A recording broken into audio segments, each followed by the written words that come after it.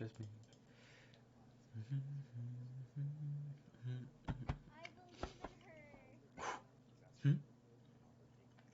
Oh, right now it is. Make the date right. Update the stream. It is February 1st. Should I go first of February? What? Yeah, I would go for a snack too. Thursday? Okay.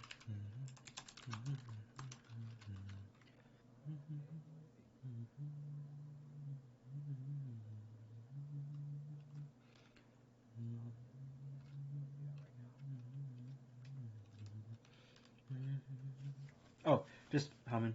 And I'm eating dinner, so sorry. There's mashed potatoes in front of me. And I want to eat. And then there's just broccoli. Just steamed broccoli. Uh, 7 herbs and spices. Oh, my bad. For the Yeah, see? sirloin Look, steak that's. she has a boyfriend. What? What's going on? I'm not paying attention to the show. She's probably commenting on the show. But she said that really loud. Hold up. Hold up. I had Caitlin at like I a. can say yes too if someone asks me.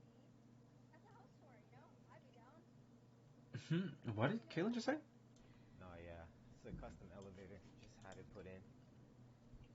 I didn't understand what she just said. I had her on the volume. Give me a sec. Boyfriend. Tight elevator though. Huh? Yeah, see?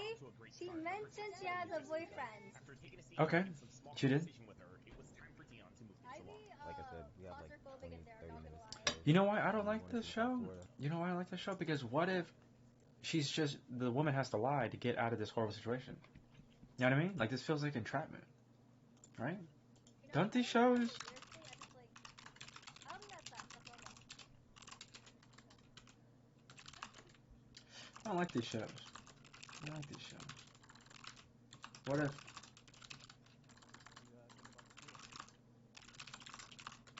Right? But to get out of this dangerous situation, I wanna do a hot sun stream like with what? her. Ooh, let me see. Oh my god, I wanna go there. If you have a house like this, Like they're yo. recording this video, right? But like, what if this woman is just, you know what I mean? Like what? Yeah, see her body language shows she does not want any other man. Like what if this is entrapment? Bro. Bingo. But like, it's her choice to lie on camera. Where are they? Where are they?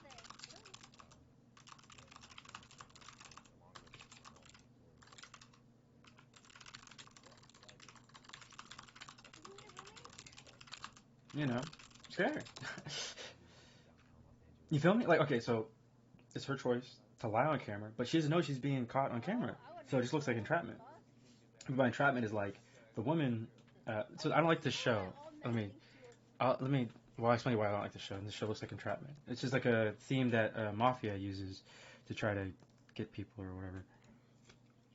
Um, Mainly the Russian and Italian Mafia do this. They do entrapment. So the woman in this instance, right? There are two horrible scenarios that happen. One, let's say the woman is like she doesn't want to be here, right? But these dudes are just filming this scene, of course, without her consent. It just looks like entrapment. What if she doesn't want to be there, and all she's doing is lying and playing along so she can get out of this dangerous situation? Because she's already set the, you know. And so they have her on camera, but it just looks like entrapment. And the horrible situation is that to any other man on the video, they might not even be her actual boyfriend. You see what I'm saying? See how they have her face covered, right? Which is to protect her privacy. But then let's say there's a dude in the video who's acting like her boyfriend, right? But they're not actually together. Like, what if that dude right there is not actually her boyfriend at all? See what I'm saying? So there's two bad scenarios. One, the women are lying to get out of the show because they don't want to be there in the first place because it looks like entrapment.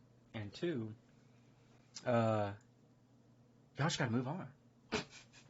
This whole show, this whole premise is like dragging out the calling them and breaking up phase.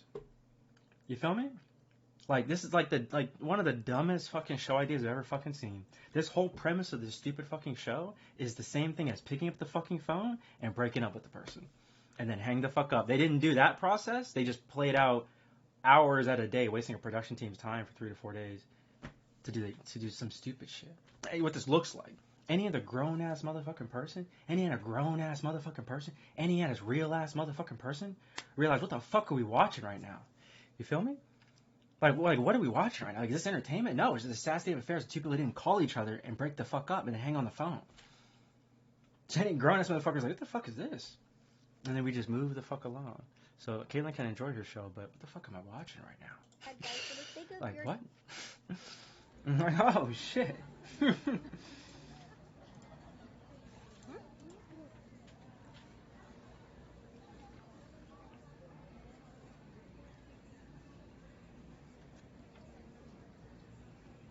Small boba だ。スモールビッグボバだった。じゃあここでエンドだね。Oh, what? Huh? What? 全然出てこなかった。We're gonna... I'm listening to... スモールボバだった。じゃああとは GG。ネクストタイムだね。GG must be another slang. シキハルチンナ。なんて読むのこれ。This is what tea? これ美味しいめっちゃ。ハオフー。これは何？ Oh, tea? 何ってなんていうの？ How do you say 何 in Mandarin? 何 Oh, って she's doing... シェンマめっちゃハオフー。大丈夫。ミンティエンジェンだからね。アイスクリームトゥモローだから大丈夫だよ。Don't worry. She said it's okay to cry. 大丈夫。メイクワンシー。Yeah. 終わりかよ。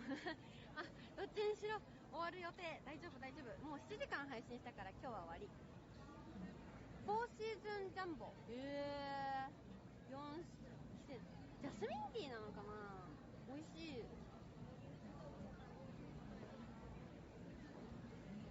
甘い。4シーズンズスプリングジェンボ。めっちゃ美味しい。ありがとう。今度また食べる。I will drink one more time. Next time. また飲むよ。Oh, ありがとう。let me turn on... Trying something new. I want to see... What is that? Is that a bug?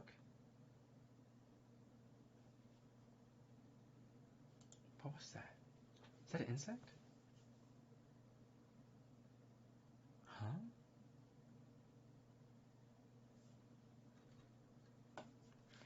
I mean, don't get me wrong. Some insects are good protein. So, for example, there's an incredible mint chutney made from ants in India. It is really good. It's actually really good because the ants are so small, but they're such a hearty protein. The stalk of their carbon produces like a nice kind of black peppercorn kind of taste to them.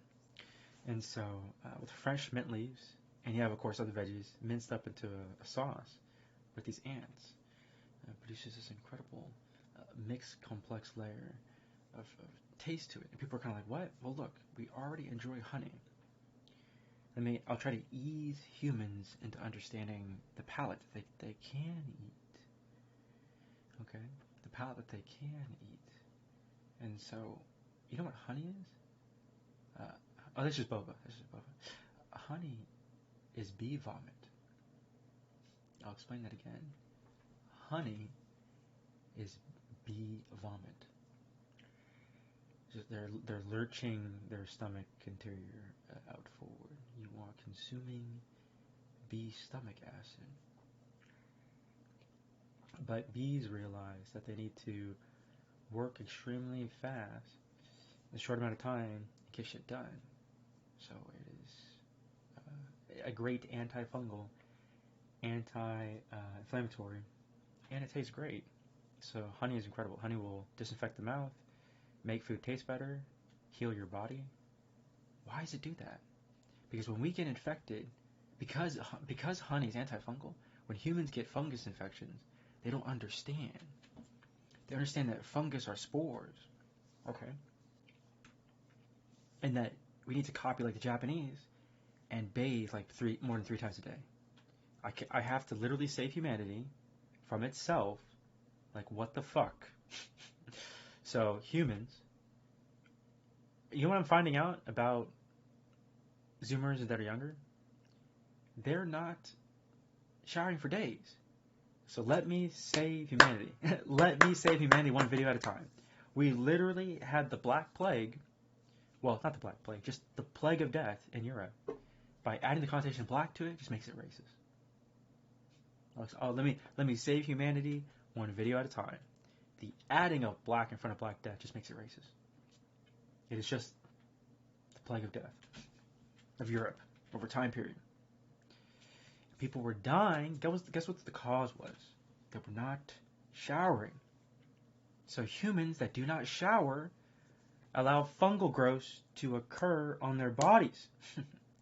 Okay, so when I'm finding out about millennials and Zoomers, everyone younger than me, is they're not showering for days. And I'm like, someone's parents along the way have failed them. You feel me?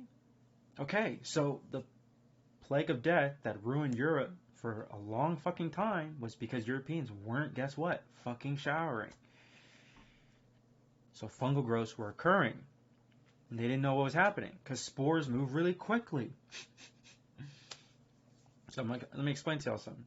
If the SARS virus, which is COVID-19, if it makes contact with any kind of powerful fungal, it'll just start like, it's going to recombine and then become like unstoppable. Like a zombie wave. Is that clicking for people, man? You feel me? It's like 32% of humanity is stupid, 32% are average, and 33% are educated. So if the SARS virus keeps winning and it recombines with other viruses, okay, I'll explain it really simply. When you are seeing other RSV and flu pop up, guess what that is?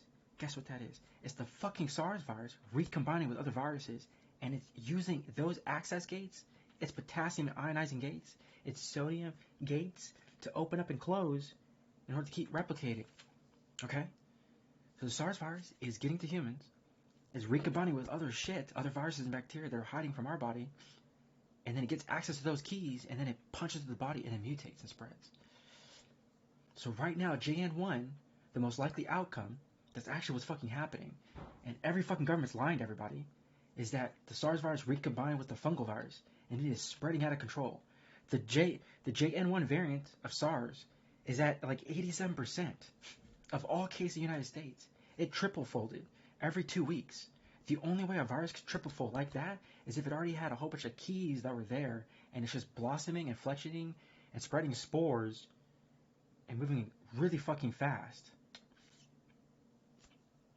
Okay?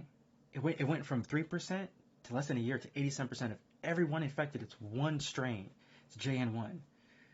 It is a nasty virus. And the only way it would do that, right, is like our body's defenses were already built up against the SARS virus. We've been vaccinating our people. And then all of a sudden, boom, this virus shows up, and it's just like ripping through all of society. Children's hospitals are overwhelmed in China. We have six children's hospitals here in the United States that are overwhelmed. The virus is spreading immensely quick because kids do interact more at school. Once a kid gets sick, it just spreads. They're playing the playground, they're moving between classes, they're talking to each other. The virus moves really fucking fast. The average to human that's 25 years and older is stupid because they're thinking about, well, I only talk to like one person a day. I might talk to 4 people in a week. I might talk to 10 different people in a week. No, you don't understand. Children are talking to hundreds of other children, to each other when they're at school. So the virus spreads super quick. As they're speaking and talking, the virus is spreading super fucking quick. But it would only be doing that if it had access to like a key system that was already there. That key system is current fungal infections of humans. Because I was trying to sit here and figure out like what the hell is spreading so quickly. It doesn't make any sense. We've been vaccinating our people. Boom, boom. The only other thing would be, okay, when you're seeing more RSV cases, more flu cases, is because the current SARS virus is recombining with those viruses and hijacking its gates, its ability to enter our body and spread more quickly. So then people that were more susceptible to the flu because they didn't get the vaccine, or people that weren't, they were avoiding vaccine 2 or 3 years ago, the virus will hit them and cripple them. You probably won't die, but it probably might take you out. It doesn't take you out. I'll explain it this. The virus, the SARS virus, JN1 will the fatigue will kick in. You'll know you have fatigue because you're sleeping for more than 10 hours. First indicator, in my humble opinion, It's fucking like the moment you like sleep like 12 hours in a day and you kind of wake up and you feel great, but you're like, why did I sleep 12 hours? And your body did it like on its own to try to save itself. That's the first sign, in my opinion. That's fatigue. Like if you want just a meter, if you went to sleep for 10 hours and you woke up and you realize, wait, did I go to sleep or did I not go to sleep? Why did my body kind of shut down on itself? Also, another sign that it's possible fucking fatigue. Okay? There's a number. We call it 8 hours. We created the standard, like in joules. It should just be joules, standard. The measurement, we realized, okay, humans on average only really need 8 hours of sleep. We found the optimal range, okay? So if you're above and below the optimal range, shit's going wrong. Okay? So I'm going to, one video at a time, I'm going to save humanity. When you go to your medical test, do a blood work every 30 days. If you can't, you don't have to. You don't have to do this, my humble opinion, but you should. You should, because then your blood work you did on January 1st, and then on the 12th, if it fucking looks different, there's something wrong in your body. Okay, let me save humanity every fucking, like, one video at a time. If you feel like you need to do blood work once a month at your doctor's office, they fucking work for you. Tell them to fucking do their jobs. Yeah, you're paying fucking doctors, they are millionaires, have them fucking work. You have too many fucking doctors, like, quite fucking literally, not doing their fucking job. Lazy motherfuckers. So 30 days, do blood work. Another 30 days, within 60 days, do another blood work. Look at the numbers. If something like is going up or down in a different direction, it's not hanging on to its average, something's wrong. If it looks good, it's good. But if you test in January, right, and you wait 11 or 12 months, you test next year, January or December, and the numbers are going up or down in the wrong direction, something's wrong. Save yourself. Be more cognizant. Be more proactive with your health. Because I'm finding out millennials and Zoomers that are younger than me are just not showering. And we had the plague of death spread across Europe. Kill a lot of people because guess what they weren't doing? They weren't showering. There's a high probability, and if I'm just seeing this information, guess where it's taught from their parents? Guess where it's taught from their grandparents? So a whole subset of probably grandparents, parents, and then children are getting bad habits. Okay? There's a high probability because their immune system is weakened because they don't shower. And that's why we're seeing the SARS virus spread. So, like, we should copy what Japan does and probably be taking 2 or 3 showers. Guess this. It doesn't have to be 2 or 3 showers. People are probably freaking out about the water. You can bathe. You heard that concept? You heard that concept? You would have a bucket of water, and you only need to apply hand towels as a bucket of water and take your time and wash yourself and bathe yourself. See, the very concept of showers and baths is entitlement. Because not everyone has access to all that water. And we'll explain why it's entitlement. There's a subset of fucking Americans, millions of them, that are like, if I don't have a pool and a jacuzzi at my house, like, I'm freaking out. That's first world problems. Okay? But the average fucking human actually doesn't even get fucking good water. The average fucking human actually gets, like, bad water. It's just the sheer fucking entitlement of fucking Americans. They don't realize how well they have it. Quite fucking literally.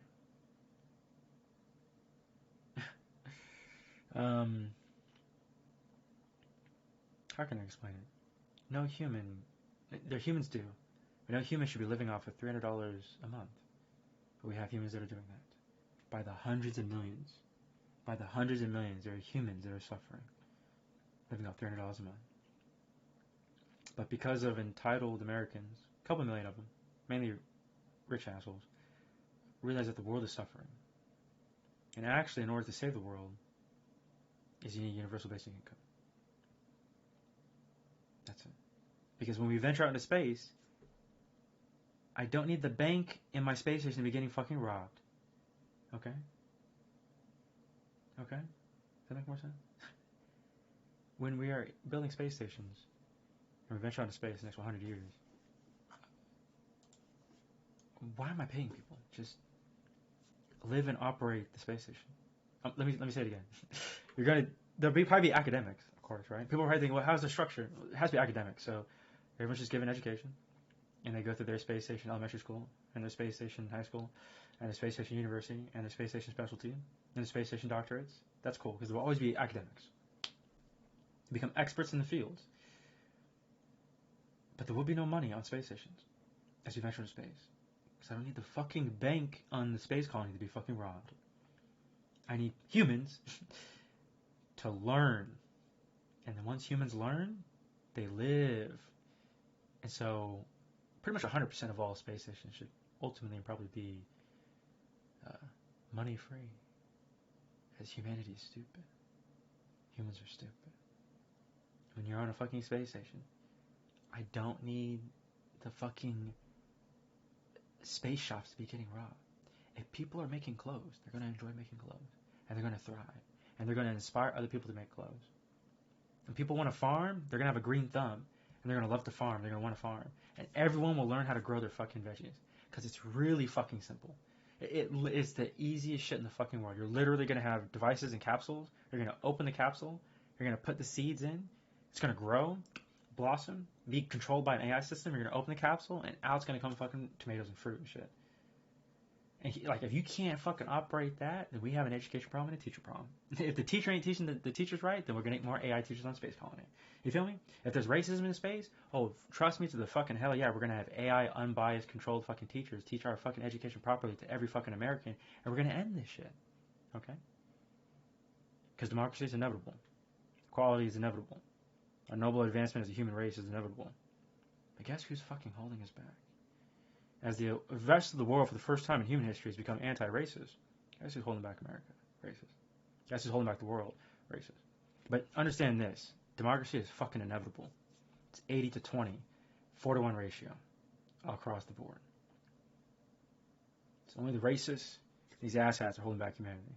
Don't worry. In time, democracy is fucking inevitable. That's the difference.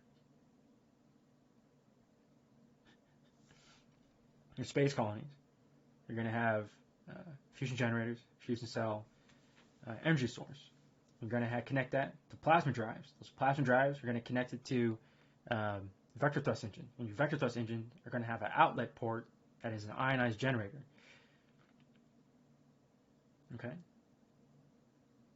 That sheer power allows you to generate a shit ton of fucking energy and forcefully control and wave control ionic propulsion, ionic thrust. So you're going to have your flying cars controlled by AI. You're going to have your flying droids and cyborgs in the next 17 to 30 years. There are no blue-collar jobs. There are no white-collar jobs. It's about humans respecting their field, becoming experts in the field, and loving their job. There will be no income. There will be no money. Now, universal income probably could play a part. They wanted to transition or ease them, but it doesn't matter. 100 years from now, all the concepts and ideas of the cultures you thought you're living right now, it does not exist. 2024, and 100 years from now, very lifestyle idea of fun, culture, concepts do not exist. Because there will be no money. Space colonies will design and thrive better. And, check this out. And to the asshats that think they want to hold on to money here on Earth, it's not going to work. Because there's fucking quadrillion joules of fucking gold, titanium, water around the asteroid belt. So your petty fucking dirt rock Earth won't survive a war against space colonies and Earthlings. You fucking morons. The asshat G Mafia guys clutching onto their pearls and counting their cash right now, all that shit means nothing. Quite fucking literally. You're holding paper, my guy. If I took a stack, I'd take my Gardner's art book and cut it into $100 bills. Actually means exact jack shit. Quite fucking literally.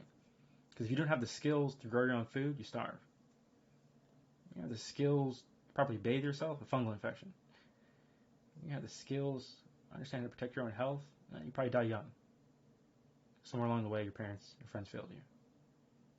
So when you move into space, all the rich entitled asshats that have zero fucking skills, good luck.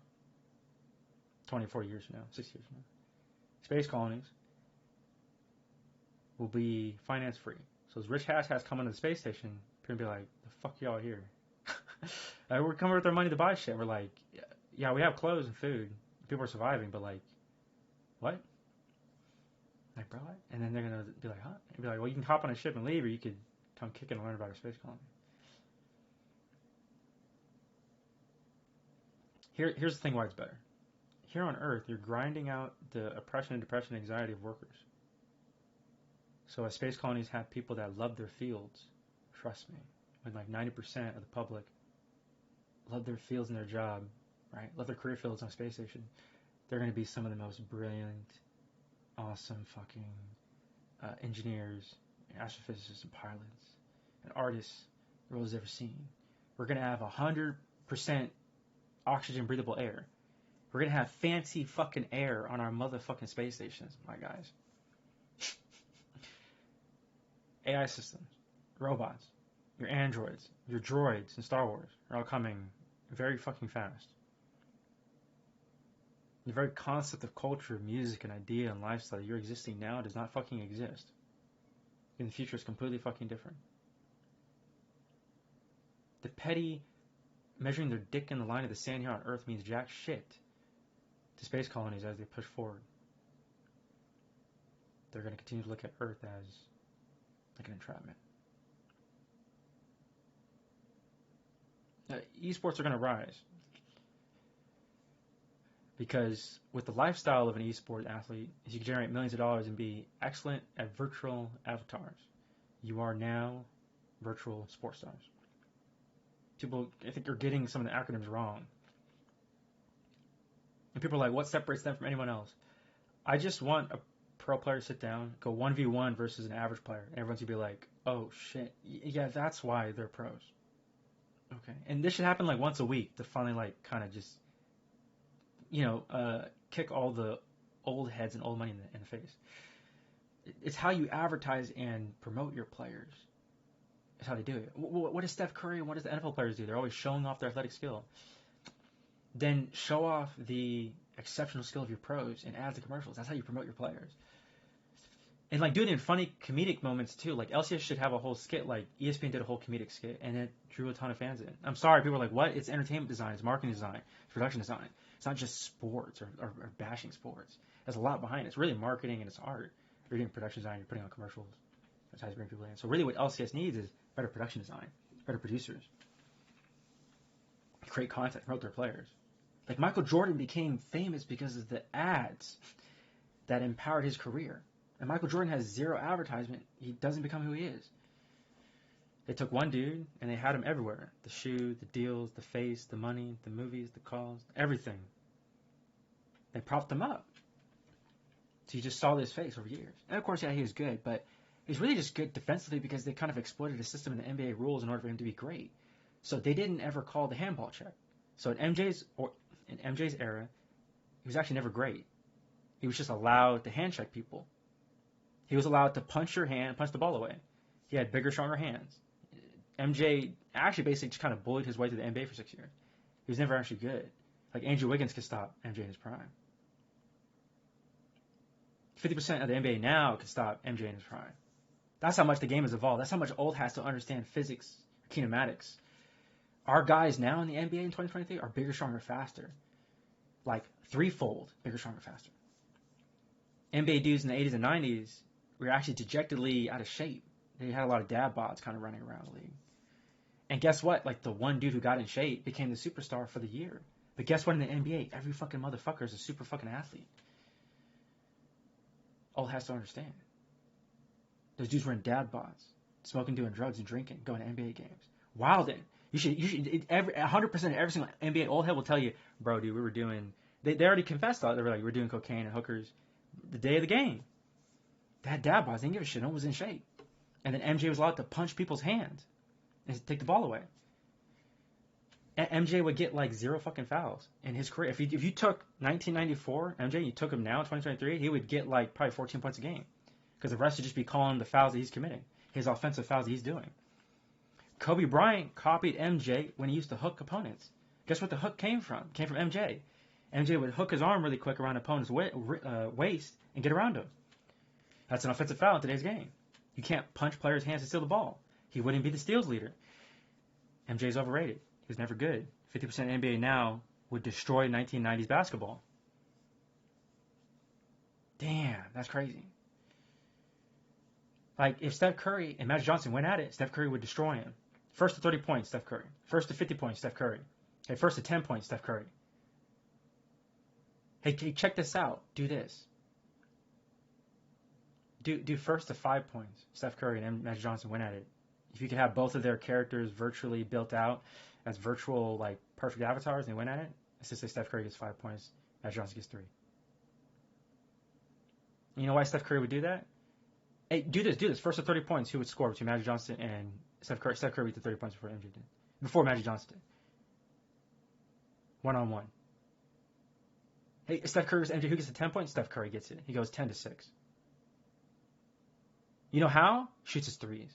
It'd actually be what is that? Because the 9, it would be 12-6. People would look at the scoreboard like, what happened? It was supposed to be the competition within the virtual avatars were 10 points each. No, Steph Curry hit his threes. Okay, Magic Johnson, can he get to 50 points first? No, hell no. It would be 50-22 if Steph Curry and MJ win at it 1-on-1 to determine who's the best point guard. Don't give me that shit. Fuck out of here. Steph Curry is the fucking greatest point guard of all fucking time. Anyone that says otherwise is disrespecting fucking basketball gods. Fuck out of here. MJ was never fucking great. He's like the hand-check dude and steal the ball away. That's an offensive foul in today's league. No one could fucking do that. Because it was stupid as fuck. He just bullied the NBA for 6 years. You know what the Bulls did? They just punched dudes around and bullied them. It wasn't basketball. Not in today's league. Actually, hell, if you took 1965 Lakers, they couldn't do shit in today's league. So yeah. Oh, the concept of running fast down the court was so innovative. The fuck it was. We have whole teams that will sprint you out of a fucking game. The Bulls would run fast halfway through the game, and then they would bully the rest because they fucking got tired. They would be running. The Bulls would run like the first 2 quarters. They'd be sprinting, and the third, fourth quarter, they just start elbowing and pushing dudes. It's not basketball. It's not skill. So, over easily 50% of the NBA today would destroy anyone from the 90s. Steph Curry is the greatest fucking point guard ever. Because 1-on-1, ain't no one fucking beating Steph Curry 1-on-1 as a point guard. And if the NBA hasn't done that, it would be a brilliant fucking idea to do that. Hey, NBA, you can send me a check. Your NBA All-Stars should literally have the top 4 point guards of the West go out in a 1v1 bracket to determine who's better. And the forwards, the top 4 forwards should go out in a 1v1 bracket to determine the best forward. And there should be 4 centers from the West to go at it in 1v1 the All-Stars to determine who's the best center. That's how you make entertainment. And it would become like the greatest fucking shit ever. Because then Steph Curry can cement himself as the greatest fucking point guard ever. Because ain't no one going to beat him first to 30. And you'll fucking call it 30 for Curry, motherfuckers. Because ain't no one can fucking beat him. 1-on-1. First person to get to 30 points. That should be the tournament. And then the next role, guess what it is? The champions of each role go at it to determine the best player from each conference. Then the Western Conference 1v1 champion goes against the Eastern Conference 1v1 champion. And now you have some fucking basketball. You're going to have some incredible matchups. And like a chess match. Only the most brilliant players will rise to the occasion. And you know what's going to happen? It's literally going to be Steph Curry versus Draymond Green in a 1v1 championship. You're going to see the most elite defense because he studied and understands how to be Curry. And no one else can. And it will happen like 3 years in a row. Literally, you do a 1v1 tournament, and it will end up being Draymond Green as the Western Conference defending champion versus like representing like all roles, and then Stephen Curry being like pure point guard 1-on-1 representing the West. And Draymond Green's going to win. Steph Curry's going to bow out like, God damn, that's some fucking basketball. And Draymond Green's going to represent the West in a 1v1 tournament versus wherever the fuck the East has. And Draymond Green's defense is so elite, he'll shut them down and he'll score 30 before they get to 20. And everyone's going to be like all fucking struck, going crazy, going yam on the fucking court. That's basketball. And then a giant wave of like knowledge is going to hit every single NBA fan like, holy shit, Draymond Green is actually the number 1 defender in the past 8 years. Because in all metrics, it's him and Giannis. They say it again. The numbers never lie. The metrics for defense, it goes Draymond 1, Giannis 2. And it flip-flops back and forth. Sometimes it's Giannis 1 and then Draymond 2. And it's been like that. It's been like that. Welcome to basketball. If the NBA wants to send their check, they could send their check.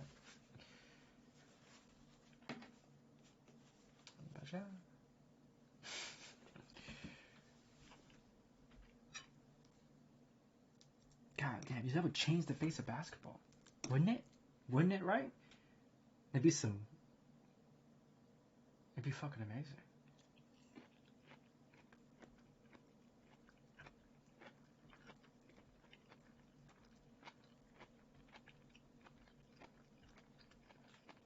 What does that require?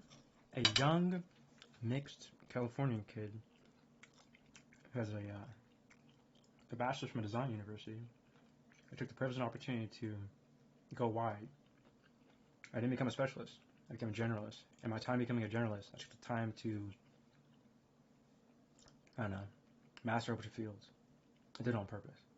So at the university level, they were like, hey, you want to spend 4 years and learn one thing? And I told my advisor my first year, I said, no. I was like, hey, can I finish my degree, but like learn a little bit of everything? And she stopped her pen and looked at me and was like, matter of fact, you can. So what I did was I took 3D video game classes, I took animation classes, I took various history classes, and math classes, and physics classes. My former physicist, her and her husband are very, like, I can't even say this on live stream. My physicist was so brilliant that her and her husband were so brilliant, they weren't allowed to leave the United States. I'll leave it as simple as that. My physics instructor, her and her husband were so intelligent. I'm going to say this again as basic as I can. They were so intelligent, they're not allowed to leave the United States. I aced that class in physics. From someone who has the highest level of physics known to man.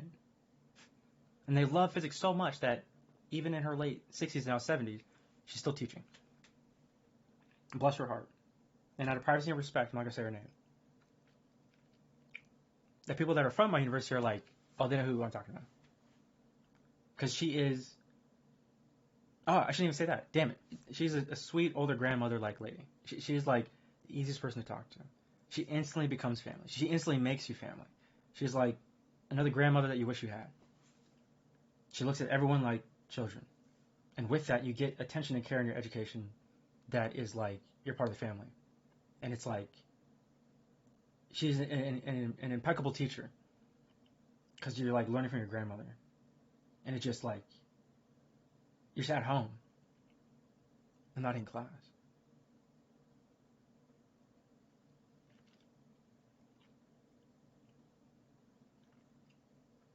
They're good people. So for myself, why I'm so good is that I decided to take production design classes. I was like, well, I don't need to become a producer. I just need to really just like see the producer books that they learn at the foundation level. And I did. I took some production classes and a few of the classes that were very selective classes to kind of go wide so that I understood animation, rendering, environments, character, acting, writing, production design, financing, physics for my own science pursuit, because at the academic level, well, I might as well increase my knowledge of physics. Physics is the language of the universe. It gives you the ability to understand a lot. Physics is the language of the universe. So the moment you finally like breathe, it's like thinking. You can only think if you're not obscure or blind. And you can't be obscure or blind. You understand everything around you. So. Oh, it's gonna be fun.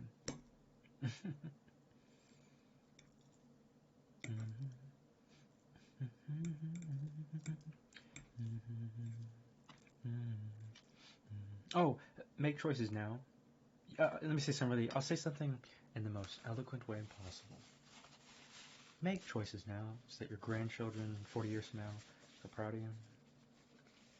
Does that ring a bell? If you have the snaz, rock the snaz. You have a big nose. Rock the big nose. You feel me? Hey, fuck what anyone else thinks.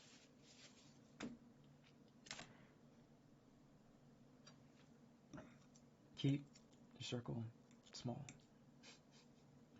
That's all. You have a lot of fans. You have a lot of viewers. You have a lot of influence. But don't ever allow the mass to sway who you are. You need 3 to 4 trustworthy people you can confide in. People that can tell you no. And yet you'll listen to their advice. Not even listen to their advice. How can I explain? You need people to say no in your corner. Because historically, all throughout fucking humanity, every fucking imperial and empress are surrounded by yes people. Okay? So a quick history lesson. We stop creating Julius Caesars, everybody. Okay? In your fucking circle, you need to have some fucking people who can tell you when you're kind of off. Tell you some real shit. And hopefully it's like 3 to 4 people you can really confide in. Like, hopefully like your grandmother, maybe both your parents, or like your uncle, or your aunt. Your aunt just tells you like it is. Or that aunt that's just like never gonna lie to you. Everybody has an auntie that's like real as shit. Most fucking, like, everybody has a real as fuck aunt, you know what I mean? I'm gonna tell it like it is, ain't gonna take shit from her brothers, you know what I mean? From the aunts and uncles.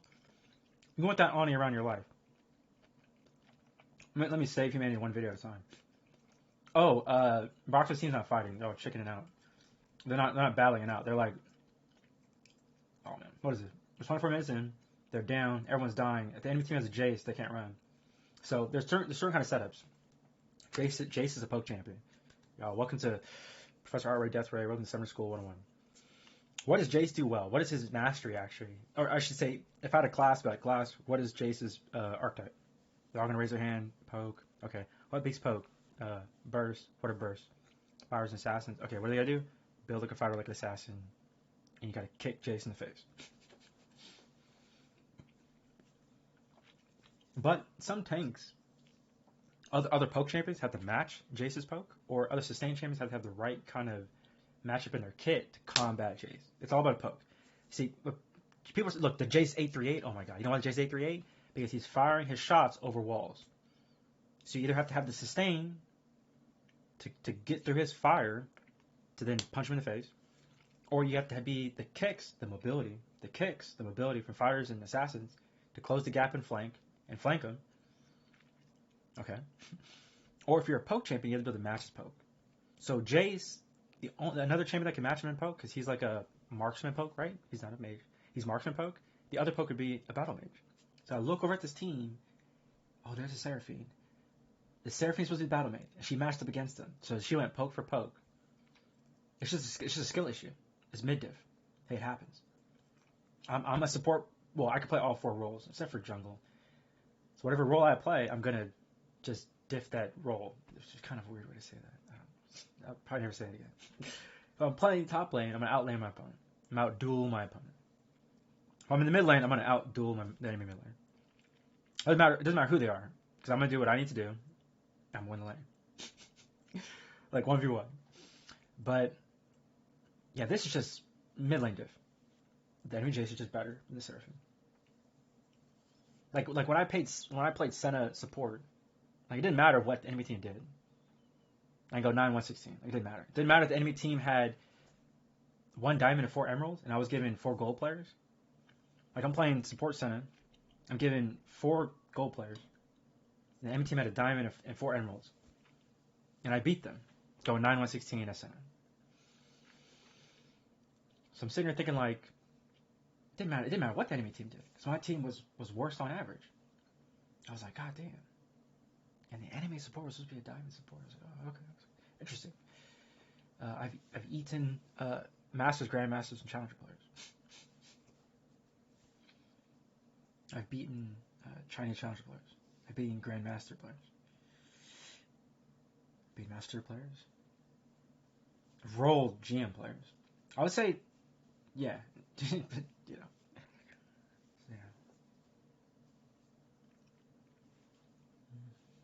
Is Brox a Mac? Is he losing? Oh, Brox is Mac. He's losing. Brock's he's a good player. I think he's just playing off of the meta. So, like, right. Is Lee Sin good right now? Like, if Lee Sin is not good, he's like trying to force the meta. Versus like, if Lee Sin is good, then something's wrong. So I'm gonna go here. So it's mobility, damage, mage, jungle. It is sustain, assassin, mobility, sustain.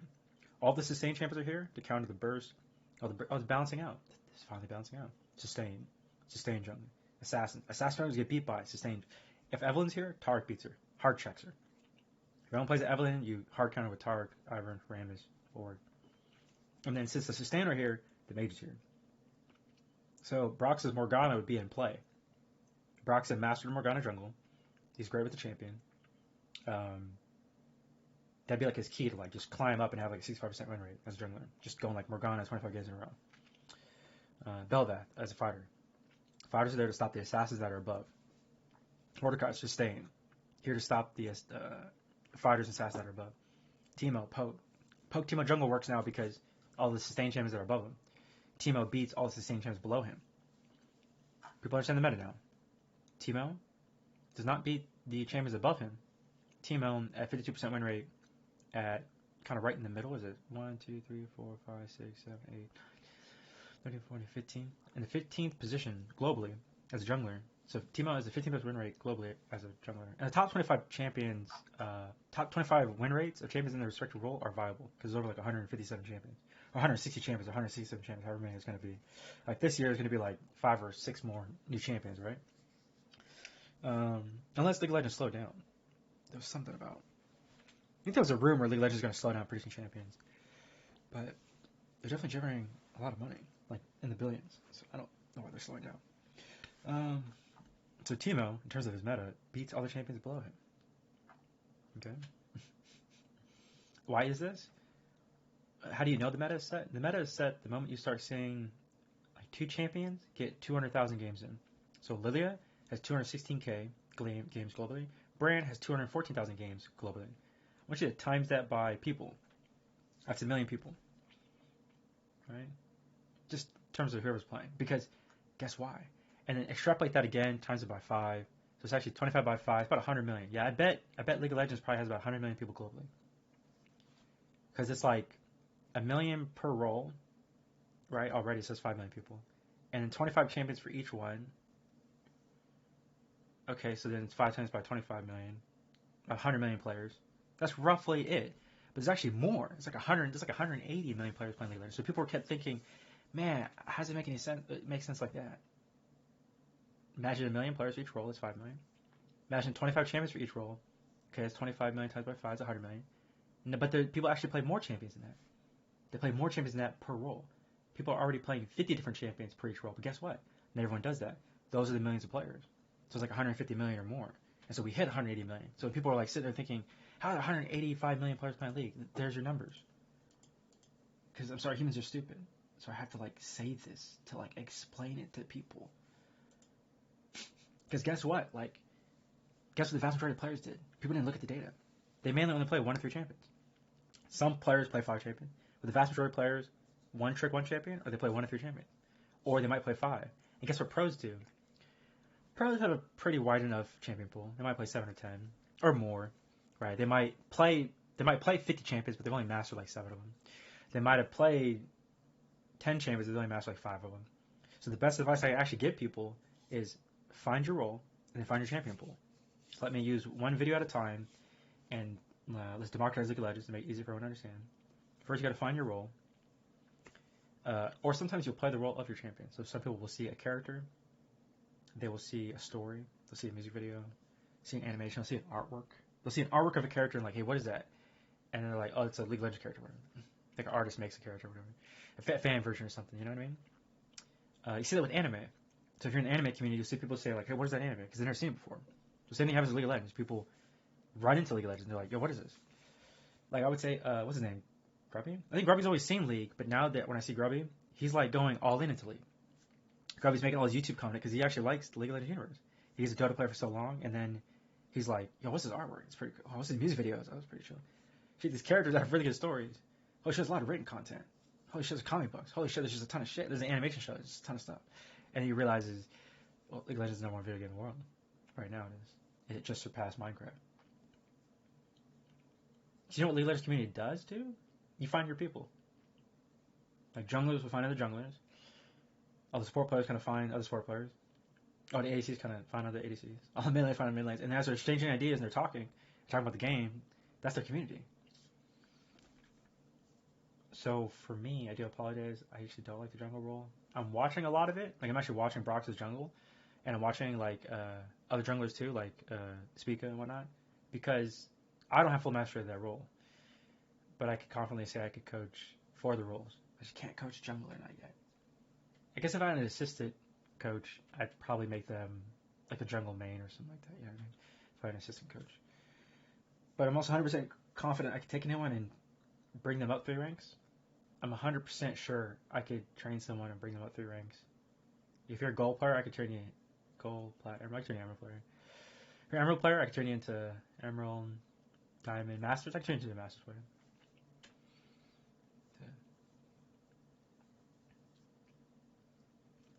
Wait, why does teammate say that he's shaking when he saw Brox? Is he scared of his teammate?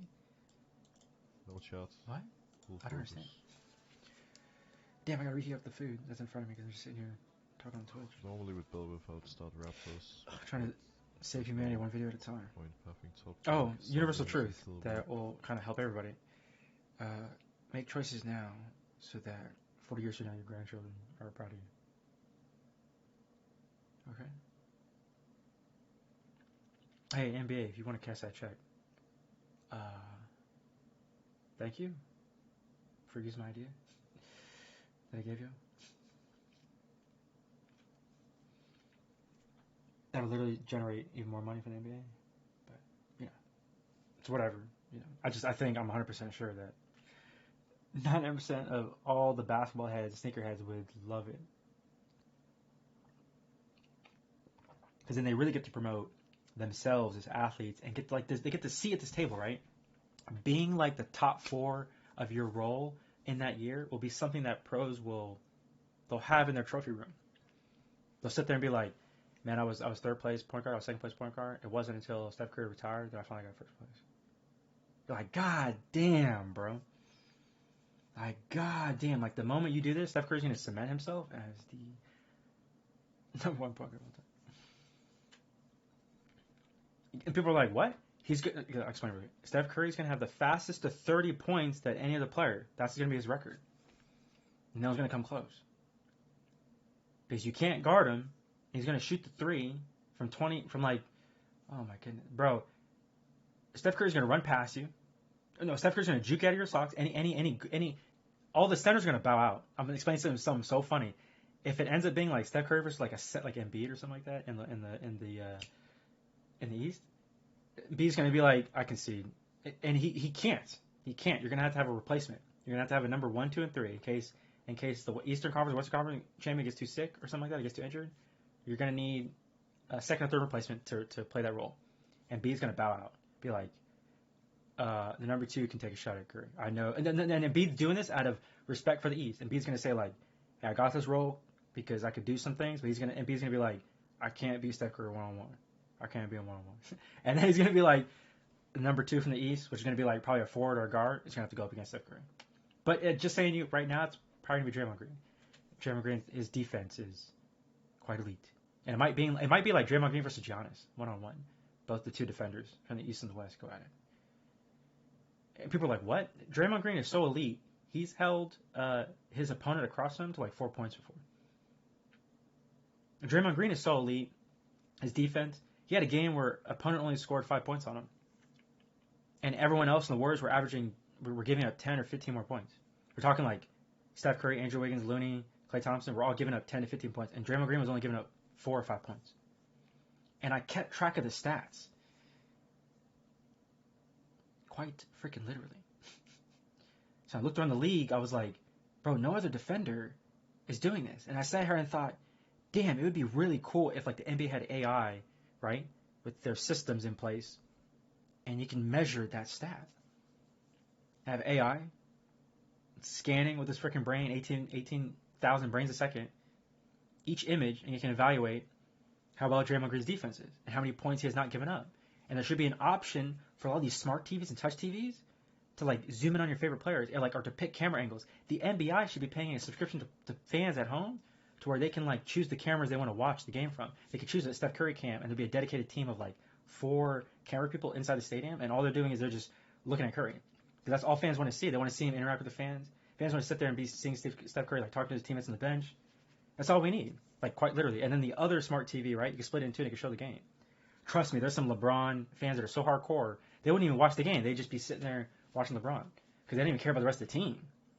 They want the option to click on their smart TV, have 4 different cameras they could choose from in an NBA stadium, and just have these cameras on LeBron James, just chill and watch him. And then they'll be talking about LeBron. And there'll be a whole subset community on YouTube that appear out of this mechanism because of this. Trust me, dude, the vast majority of fans of the Lakers aren't Laker fans. They're just LeBron fans. These people are forgetting. If LeBron got up and walked away, the Lakers lose a lot of money in evaluation.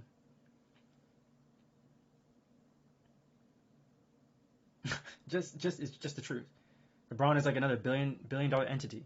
The moment he retires, Lakers, some of the evaluation value and all that kind of goes down because he's not there anymore. And there's no superstar to fill that void. There is no other billionaire superstar on the Lakers that's filled that void. But guess what the Warriors are trying to do? I think they have their guy in Jonathan Kuminga. Jonathan Kuminga looks like the future.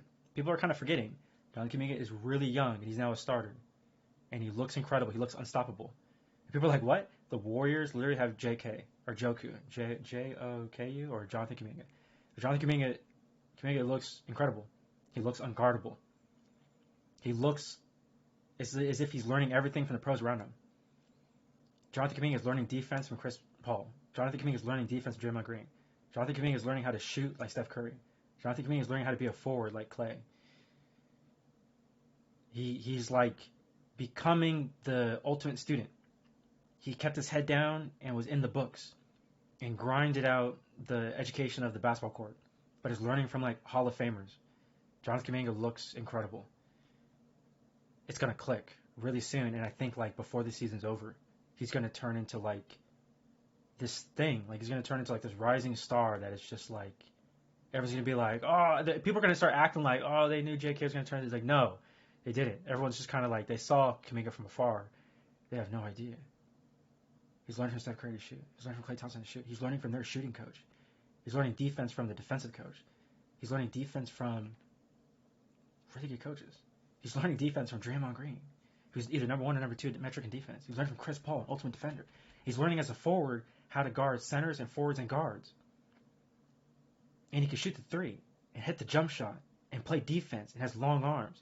The Warriors literally, you know what they're doing? They found the archetype. They're building the chemistry. They're building the playbook. Their literal playbook in-house is to have the mastery of each of their players and their teachings kind of passed down and to build a mold like Kuminga. If the Warriors get to the point where they have 5 guys that are fluid in a motion offense and they all look like Kuminga, game over for the NBA. 5 guys that are like 6'5", 6'6", that can shoot because they learned from Steph Curry school, can play defense like Draymond Green to play defense, guard all 5 roles, and are fluid, it's game over. The Warriors are building the playbook for the future. They want 5 Jonathan Kumingas. They essentially took like the best defense of Draymond Green, the best defense of Chris Paul, is the shared secrets, the best offense of Steph Curry, the best offense from Klay Thompson, the best offense from Wiggins, and the best defense from Looney, and they dissected all those playbooks. And they've given all of that knowledge and information to Kuminga. So the moment the Warriors build for the future, they have 5 guys that are like Kuminga, 6'5", 6'6", that can do all 5 roles fluidly, shoot the 3, hit the jump shot, play defense, selfless ball. Game over for the NBA. It's Joey Light years. Did people forget? It's Joe Lacob is Joey Light years. He already knows he has a chess move ahead of the rest of the NBA owners. Entertainment and design in the future. He knows the NBA is the future. He sees it. They've already run the AI statistics. They're like, hey, what's the future number 1 sport in NBA? He's like, he's positioning himself to be the number 1 guy. In a good way, because as a Warrior fan, we love it. But it's literally Joey Light years. I hope Draymond Green becomes the future head coach of the Warriors. I mean, if Steph Curry wants to become the future head coach, it's like if Steph Curry retires and he becomes head coach of the Warriors, he can coach for the rest of his life and produce and build an offense to his liking and become infamous. If Steph Curry retires and becomes the head coach of the Warriors, he could run his offense. His NBA team would look completely different. You know what I mean? Like Steph Curry, if he wants to do 40 years or 50 years as head coach, his NBA team would look so different if he's head coach. And people haven't even fathomed that yet. Or if Draymond Green became a head coach, his defensive team would look so powerful. It would be quite remarkable. Or if they both were coaches of the Warriors, you know what I mean? Draymond Green becomes the either head coach or defensive head coach or co-head coach. Steph Curry is the offensive head coach. They'd be a really powerful team. So check this out. Instead of the head coach role, what if it's 3 head coaches? People are like, what? What if a future team looks like Steph Curry, Draymond Green, and if Klay Thompson wants to do it, all 3 of them are head coaches. And they dissect the team and they have their responsibilities. And 3 coaches kind of stand in a triangle and they get together and they plan and formulate plays. And their players line up behind them. So Draymond Green would have 2 or 4 defensive players kind of behind him. And Steph Curry, when he's in the huddle, has 3 or 4 offensive guys behind him. And Klay Thompson had kind of the middle, all the forwards. Have 3 or 4 guys behind him. And as they coach, what if you split the head coach role into 3 parts? And it's the Warriors. And people are going to be probably crying a river, realizing that the Warriors are light years ahead of everybody else.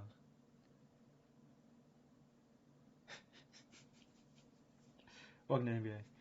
But it's up to them if they want to do that. See, because I kept berating head coach Steve Kerr to put Draymond at the 5.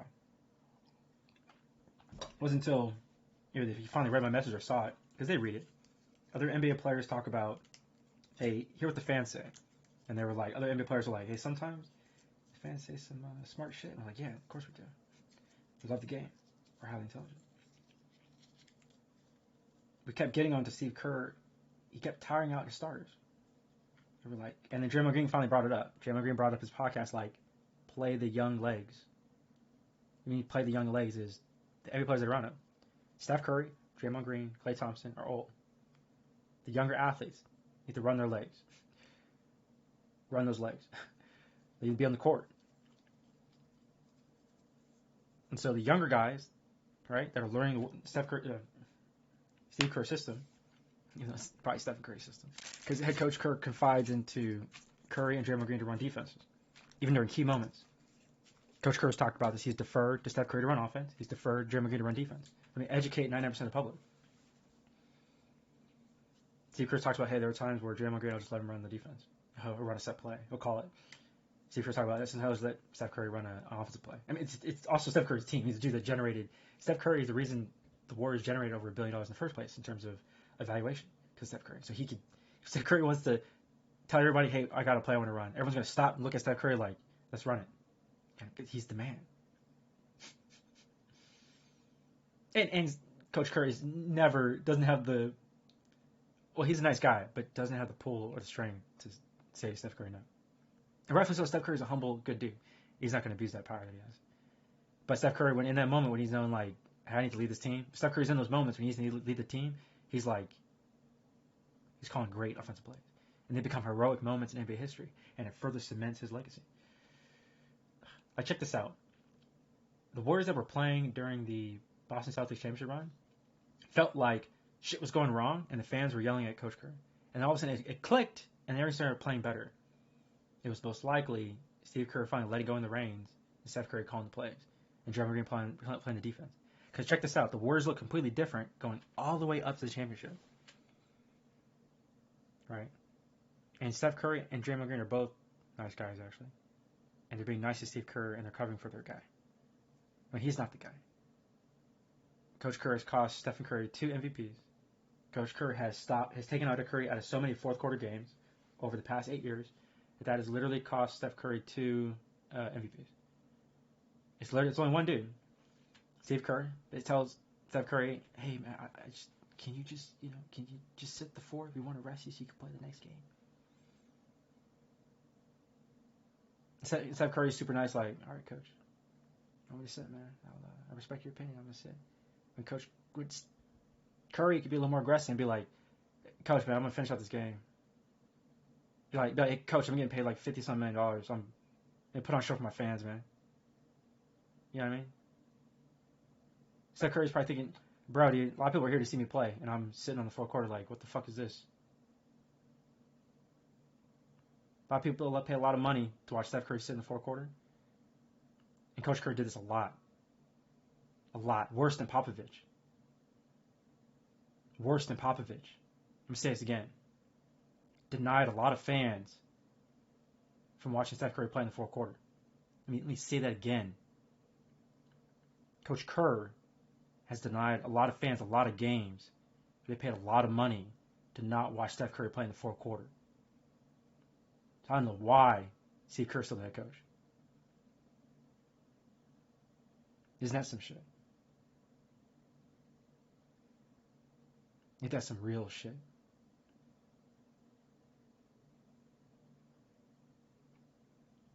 What is that also denied? Even in the face of Steph Curry being, oh, you know what Steve Kerr's doing? He's covering for MJ. That's why.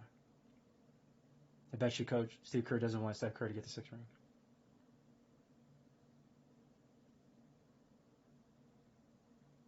Damn, it all makes sense now. All these choices to take Steph Curry out of the fourth quarter. It all makes sense now. Because guess what? Curry, over the past 6 years, talked about his frustration. He talked about, I was ready to go, I was ready to play, and he just said, I deferred to the medics, I deferred to the coaching staff. And everyone kind of took that answer as, they're nodding their heads like, oh man, Steph Curry is listening to the coach, listening to the medics. He's not letting his ego get in the way. But like in reality, he's like, he hit all the numbers. He's done all the measurements. He did all the strength tests. He did all the agility tests. He's ready to go. And the Warriors would just like keep Curry like out of games. He passed all the checks. He's ready to go. And they just hold him back. This happened a lot. It's really fucking strange.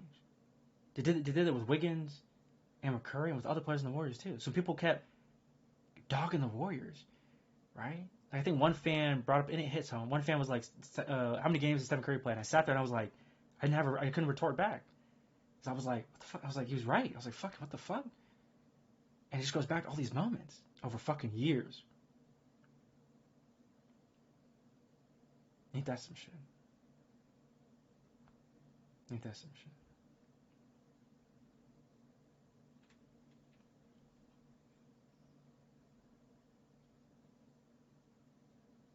Yeah, Steve Kerr should have been fired years ago. When Steve Kerr said in an interview, he said if he was the head coach of the New York Knicks, he would have lasted 3 years in the league and been out. Once Steve Kerr said that, as GM and owner of a team, I would have told him to, save face, I'll make some shit up, and we'll have you retire.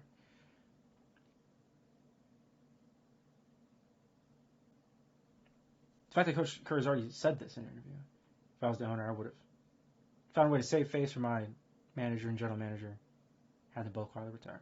Some fashionable way, behind the scenes, honorably. But at that moment, that was the confession that he's a bad head coach. And because Draymond Green, Stephen Curry have been calling offensive defensive sets ever since Mark Jackson left. Because both Steve Kerr and Draymond Green have this bewildered look on their face in multiple interviews when they talk about, it's like a ghost comes up. Like they saw something benign or strange or evil. They talk about, it didn't make any sense why Mark Jackson was fired. Because they talk about, they had a winning season. He was a black head coach. It didn't make any sense. Mark Jackson had a winning season. They went to the playoffs. He was a black head coach. They fired him and replaced him with, who was it again? Oh, Coach Kerr. Steve Kerr didn't do anything. He inherited a winning team. Offensive and defensive plays were already set.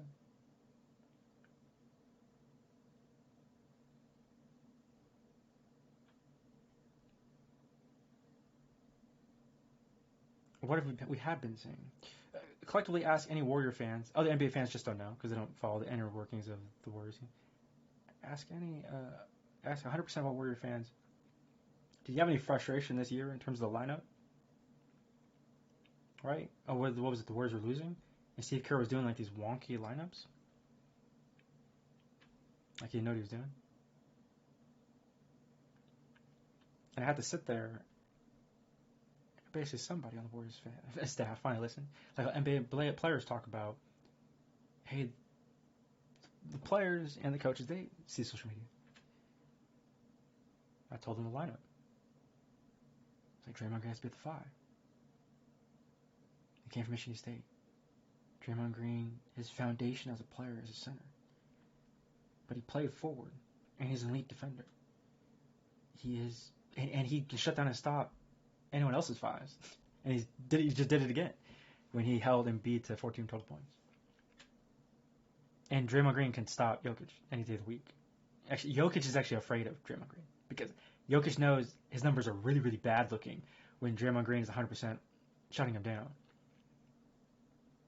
Like when Draymond Green and Jokic go at it, I'm 100% sure Jokic has like less than 18 points a game or something like that.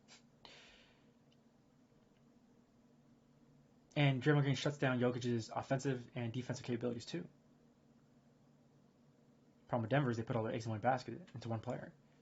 So when the one dude who's supposed to score, pass, and play defense is shut down with Draymond Green, that's why the Warriors always have Denver's number every single time. Denver's never beaten the Warriors in the playoffs.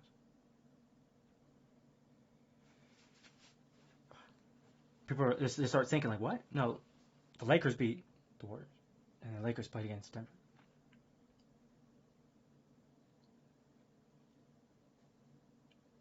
And even then, Coach Steve Kerr retired 3 years ago when they won the championship in 2022. No, was it 2021?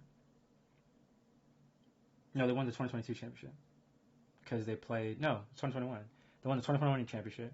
2022 season fizzled out, and this is the ending of the 2023 season. So 2022 championship, Coach Steve Kerr retired, and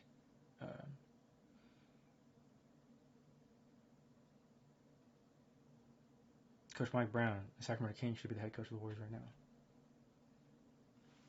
And as the years go on, you're going to see an elite defensive head coach and Mike Brown. Oh, the Kings will have a steady, balanced defense. And I do fear that the playoffs this year, the Kings will beat the Warriors because they've been preparing all year for that moment.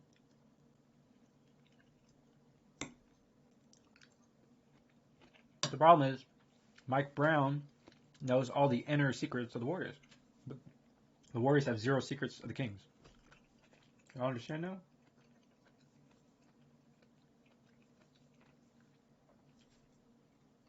And then if Mike Brown beats Coach Steve Kerr, I don't know how long they want to wait. I don't know how long they want to waste Steph Curry's final few years of his career.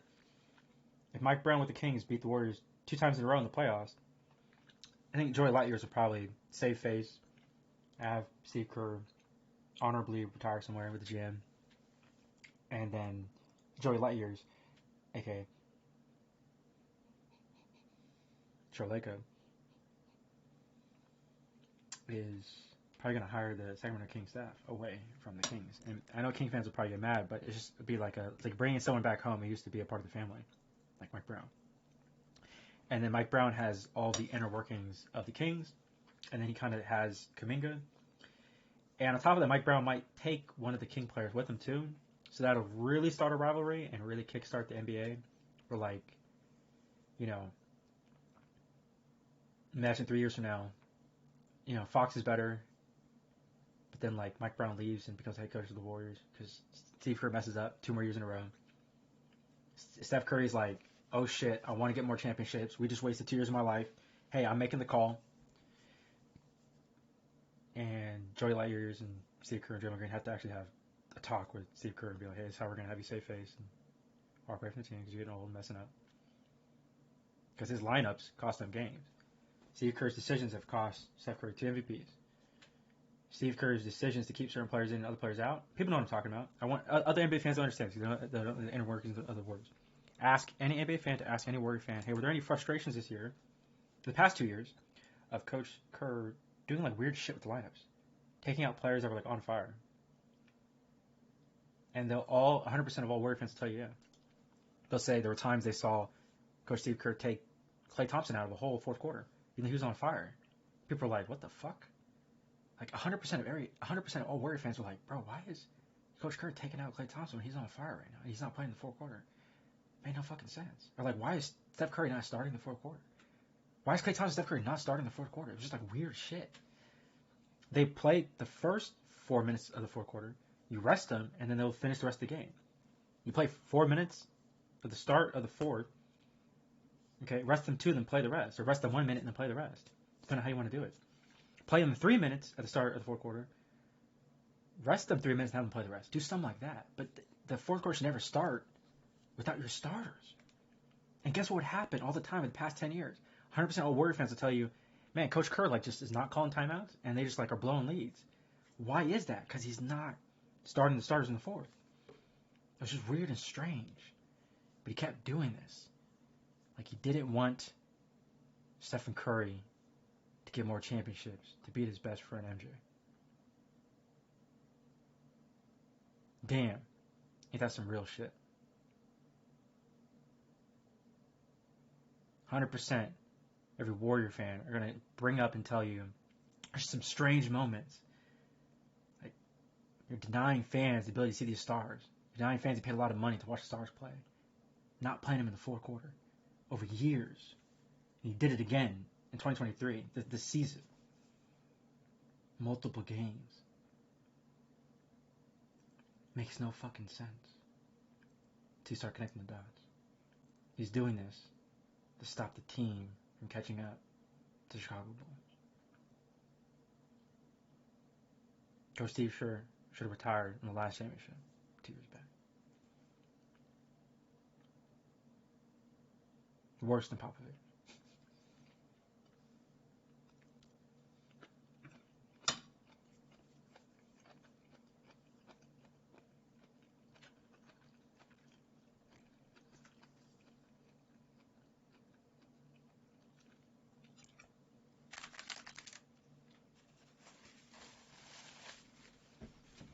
Damn. I got cold food in front of me. So just open the NBA.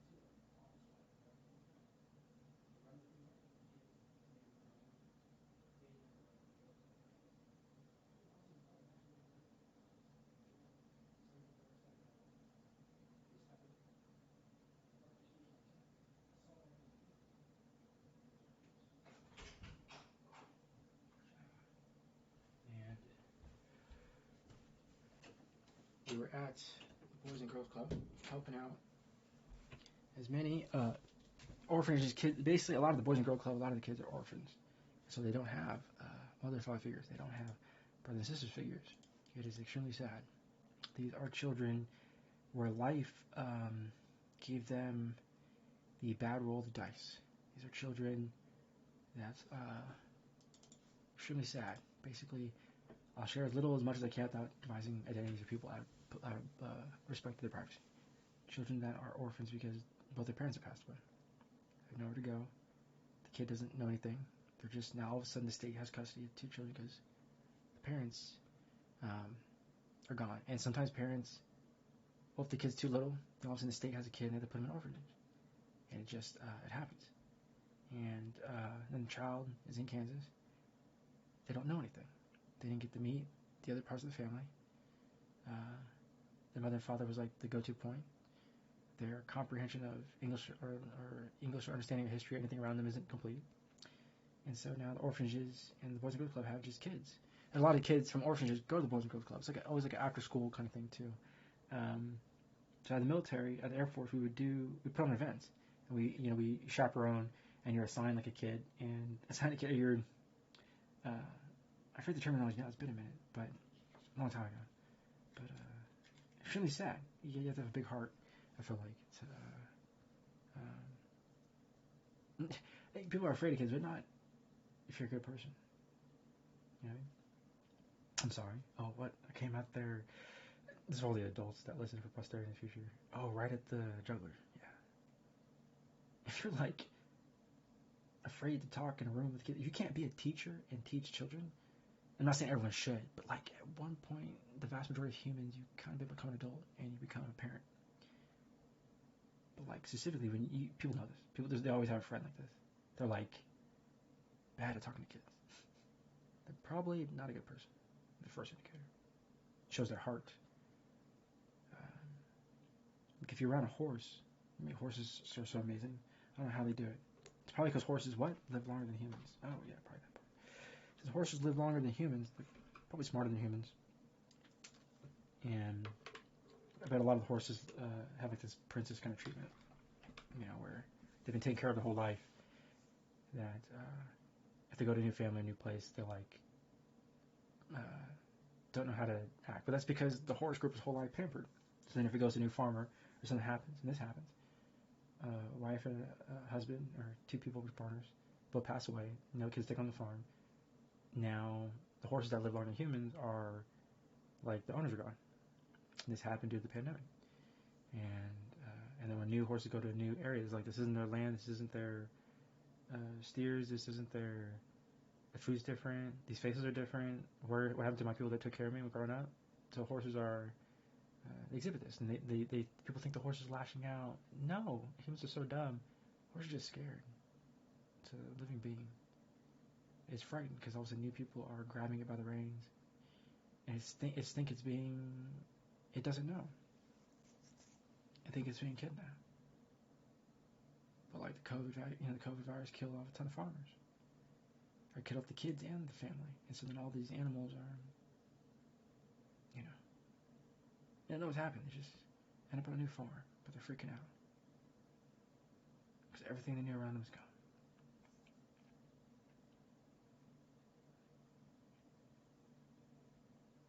It's super sad for horses, but people don't empathize or care for the lives of their animals, even though they cry and they sing and they dance and they laugh. Animals, all living animals, mammals too, all living mammals will. I don't know about reptilians. Sorry, reptilians. I don't know about reptilians. Reptilians, cold, dead beat hearts. I don't think they cold, dead beating hearts. Reptilians, they don't show affection. Reptiles, but mammals, super sad.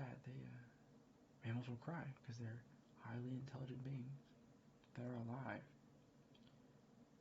All mammals. I'm gonna repeat this really slowly again because humans are stupid. All mammals are highly intelligent beings. Highly intelligent beings. All mammals. They're alive. They're sentient. And they cry. And they gossip. Animals. the mammals, the animal kingdom too in general, they sing, they dance. Animals dance, animals sing, animals cry. Guess what? 99% of all animals on Earth are deathly afraid of humans. And then the reverberating backlash is people like, but my pet loves me. No.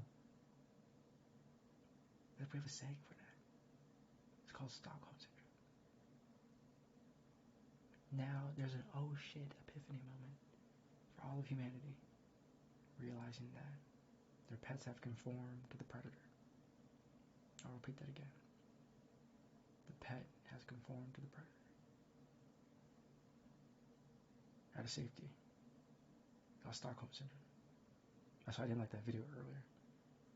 You see the video, it's either they're all acting, or sometimes the women are in these like dangerous situations. It's a woman, and she's surrounded by like 6 or 8 guys, and maybe they forced her against her will to say all this stuff, but really creepy stuff. And there are times where the women, rightfully, people call them acting up. No, they're fighting for their safety. The times too where women's like, you know, in a situation, all of a sudden she's like, why do I have 6 to 8 people? The cameras all surrounding me. All this whole room is fake and it's a lie. Kind of, not only they freak out, but it's almost especially when it's like you get like ganged upon. Now, the women in those videos are like,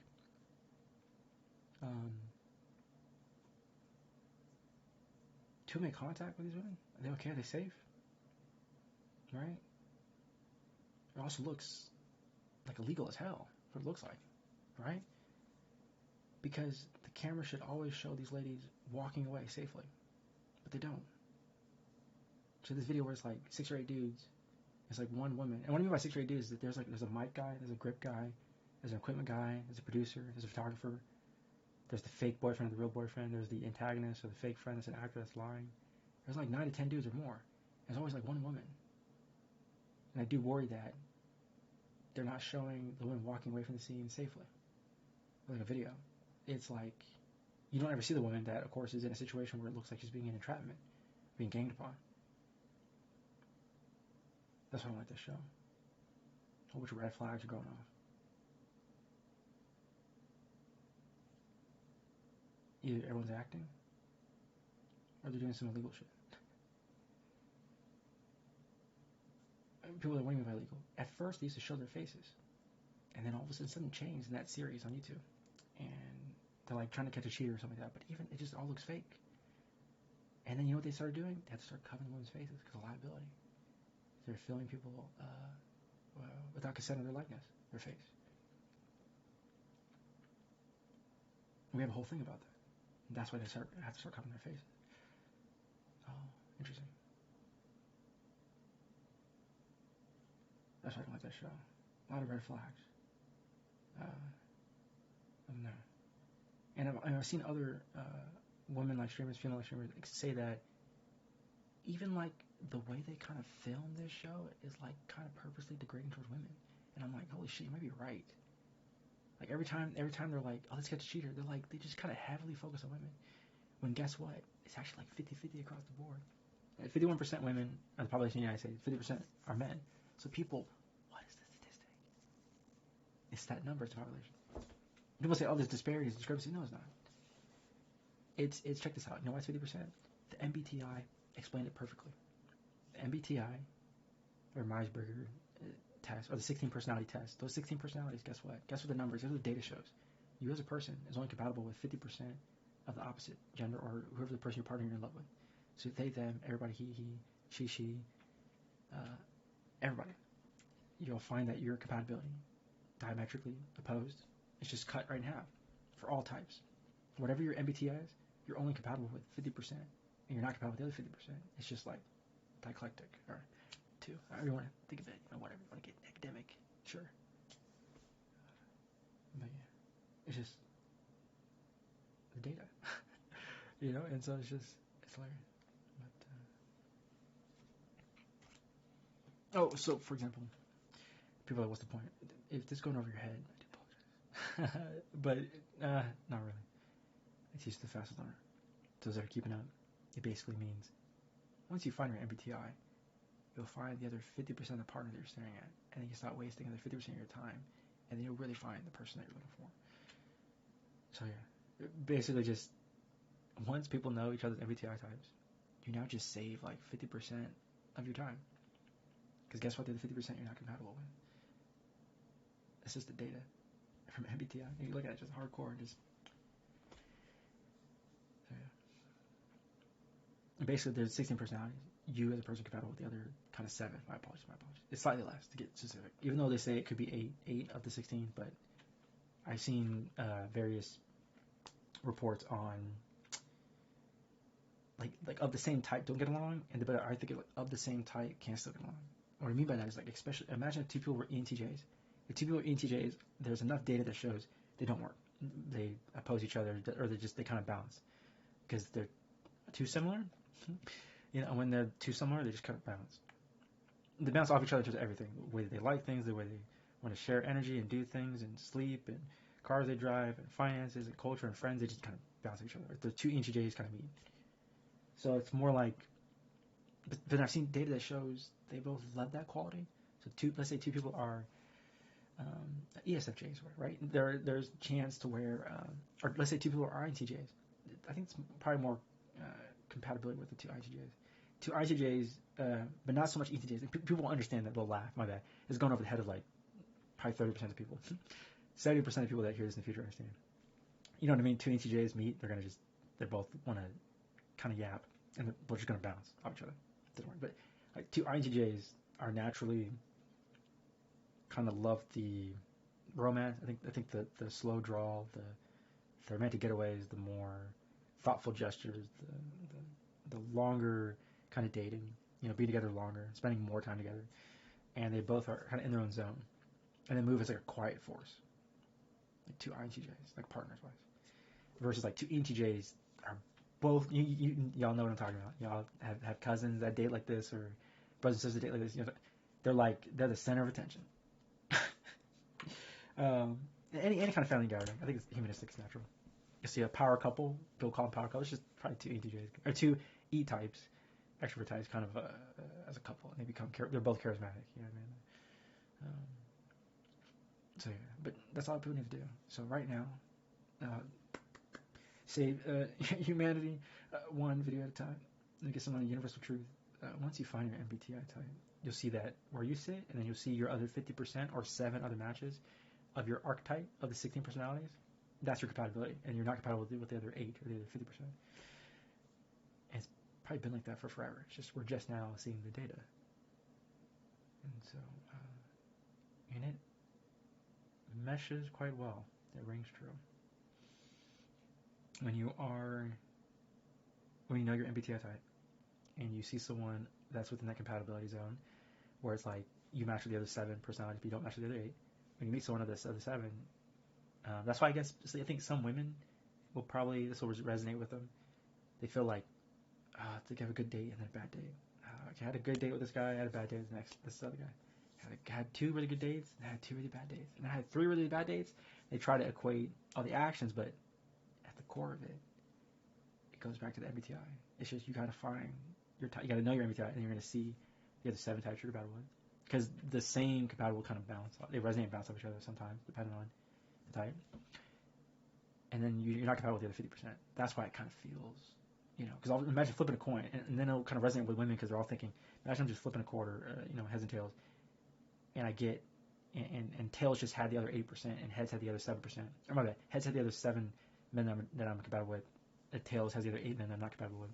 As they're flipping it, damn, they might get 3 to 5 tails in a row, right?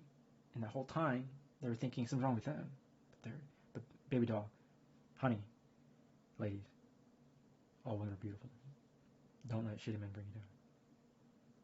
Don't let shitty men ever their comments to bring your ego down. All women in the world, hell, everybody. It doesn't come from women, it comes from men. All women, actually everyone. Stop letting shitty, weak, controlling men dictate your happiness. Is that better? Right? I say this for posterity in the future. Let's do one video at a time. Let's save humanity. give everyone a universal truth and kind of let's level up the intelligence of all mankind. Let's level up the emotional intelligence of all humans. Let's stop wasting time. You know what I mean? And hopefully this will help, because I bet this happens to men too, right? Where all of a sudden they're flipping a quarter. The tail side of it is the 7 of the personalities you're compatible with. Heads is the other 8 persons or 50% of the data scene that you're not compatible with. And you're just flipping a quarter. Imagine you get 3 or 5 tails in a row. You're just sitting there thinking like, something wrong with me? What's wrong? Am I messing? No, it's just you're running into people that you're just not compatible with. You're wasting time. Literally. And the reason I say this is it's not a sponsored deal, but I'll say it later. You know, I'll give this 3 or 4 months. I'll come back in 6 months. I'll come back in 9 months and look back what I said today. But I just don't miss. That's just me. I'm sorry. But yeah, it's kind of funny. Yeah, I can give some like great financial advice because it goes back to like, what's the percentage of Americans that like invest? And I was like, I guess like 23% or something like that, like super low. I think it used to be like 27%, and then people lost a lot of money over like bad stock stuff, right? Or just investing in general. I think something on like 20%, like 23.5 or something like that. Like total population like invest or something. It might even be lower now too. And like a vast majority, like 70 plus, do not invest or do anything. They just have their money sitting, just sitting. They have their money kind of sitting. And the reason I say this is that I was just watching a streamer, and they said that they just have all their money just sitting in a bank, just sitting. And I just had made a comment like, hey, my humble opinion, you know, well, the 2 parts. What I wanted to say and what I gave as like the PR advice. The PR advice was hire a financial advisor, please. Thank you, please, thank you. Because if your money just sits, it actually depreciates like 4.8% each year, or something like that. 4.3 to 4.8% each year, damn near 5% each year. It's kind of just degrades. Your cash loses value. If you don't understand it, in my unprofessional, in my just opinion, just a dude on the internet, an artist, just a dude, my opinion, you'll look up and see that consensus, and just talk to any kind of financial advisor. Financial advisors love to talk because no one really talks to them. So when you come to a financial advisor, they're like, people want to ask me expertise questions on what I know.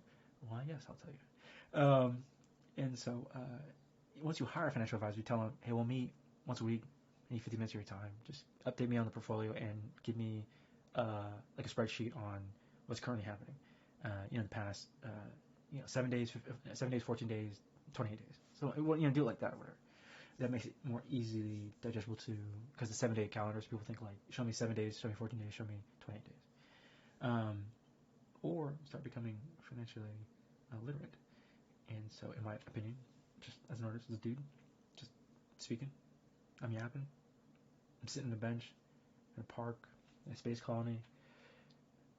My robot represents me, and I'm sitting in a capsule, in a Gundam, on an island, running research on a moon in Jupiter, secluded, running experiments. I think of myself as a physicist and mechanical engineer, and an artist, and a dancer, and a singer. Just a dude, just an artist. But that my robot with its scan projection, sitting in a park bench, on an island, in a subterranean enclave, training in Japanese martial arts, family members, like a Jedi master. You're practicing staff combat, sword combat, teaching them discipline, teaching them order, teaching them resolve, teaching them courage. To always stand and fight if others cannot fight for themselves.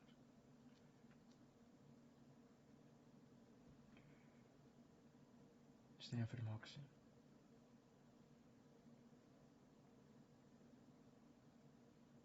To build a just, equitable society. Multicultural, multiracial society. With iron, democratic, socialist space colony. Probably U.S. space colony.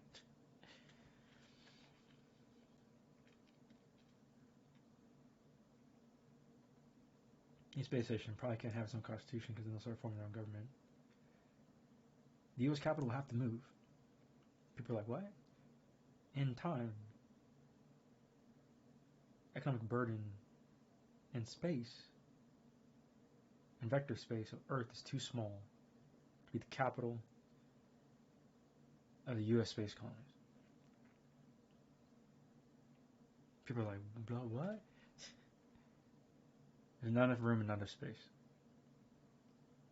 It'll be the original point as a republic. Our democratic, socialist, U.S. colonies. The capital will be too small. There's not enough land, not enough room or representation on Earth in terms of space to house an amphitheater that will have representation all throughout the asteroid belt. Capital of U.S. space colonies will have to move. The chambers and the house and the land on Earth, that area is too small. We're like, what? Once we're at 8 billion, I need humans now to understand and make decisions now. So 40 years from now, their grandchildren love them. We're going to go from our 8 billion to like 20 billion, to like 40 billion humans, like 80 billion humans. I need humans to make the right choices now so that their grandparents, and when they're grandparents, that their grandchildren love them 40 years from now. Earth is too small. The future and central body of our democracy will have to most likely be space colony.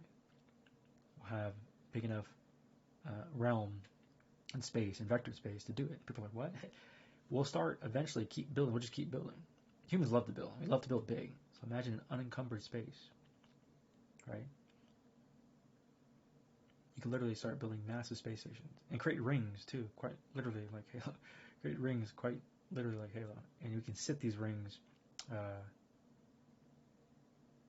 all around Solari, all around our solar system. We can start building massive habitable rings.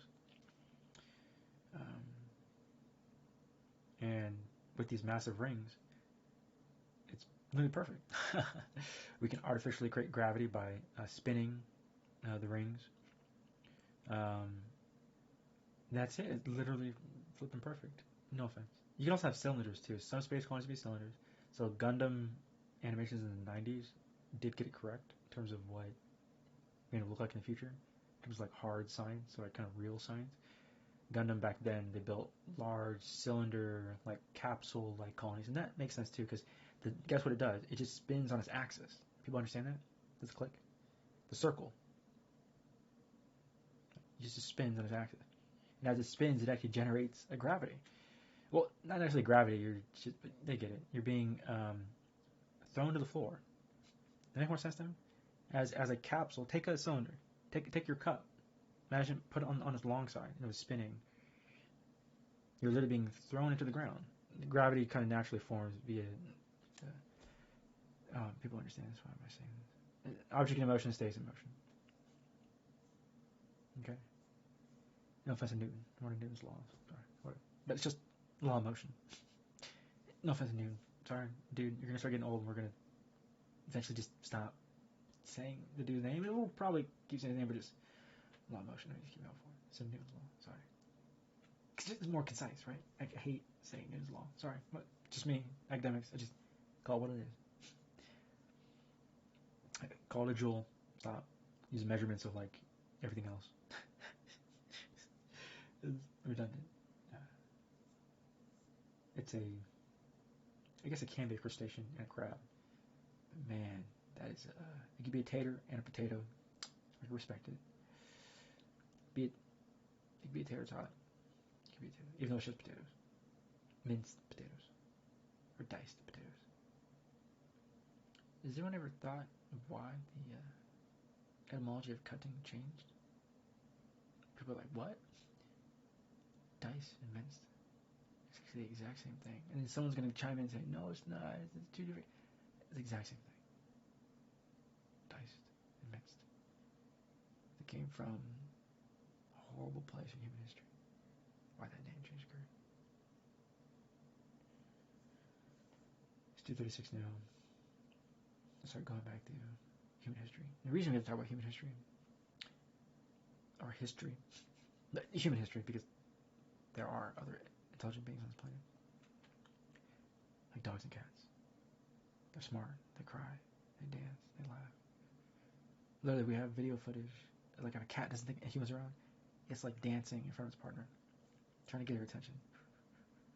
Cats do that. Dogs do the same thing too.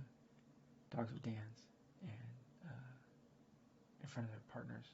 If they don't think humans are around, you're filming dogs from like this. Little cubs and bears and lions, they play, they jump around, and they cry and run around.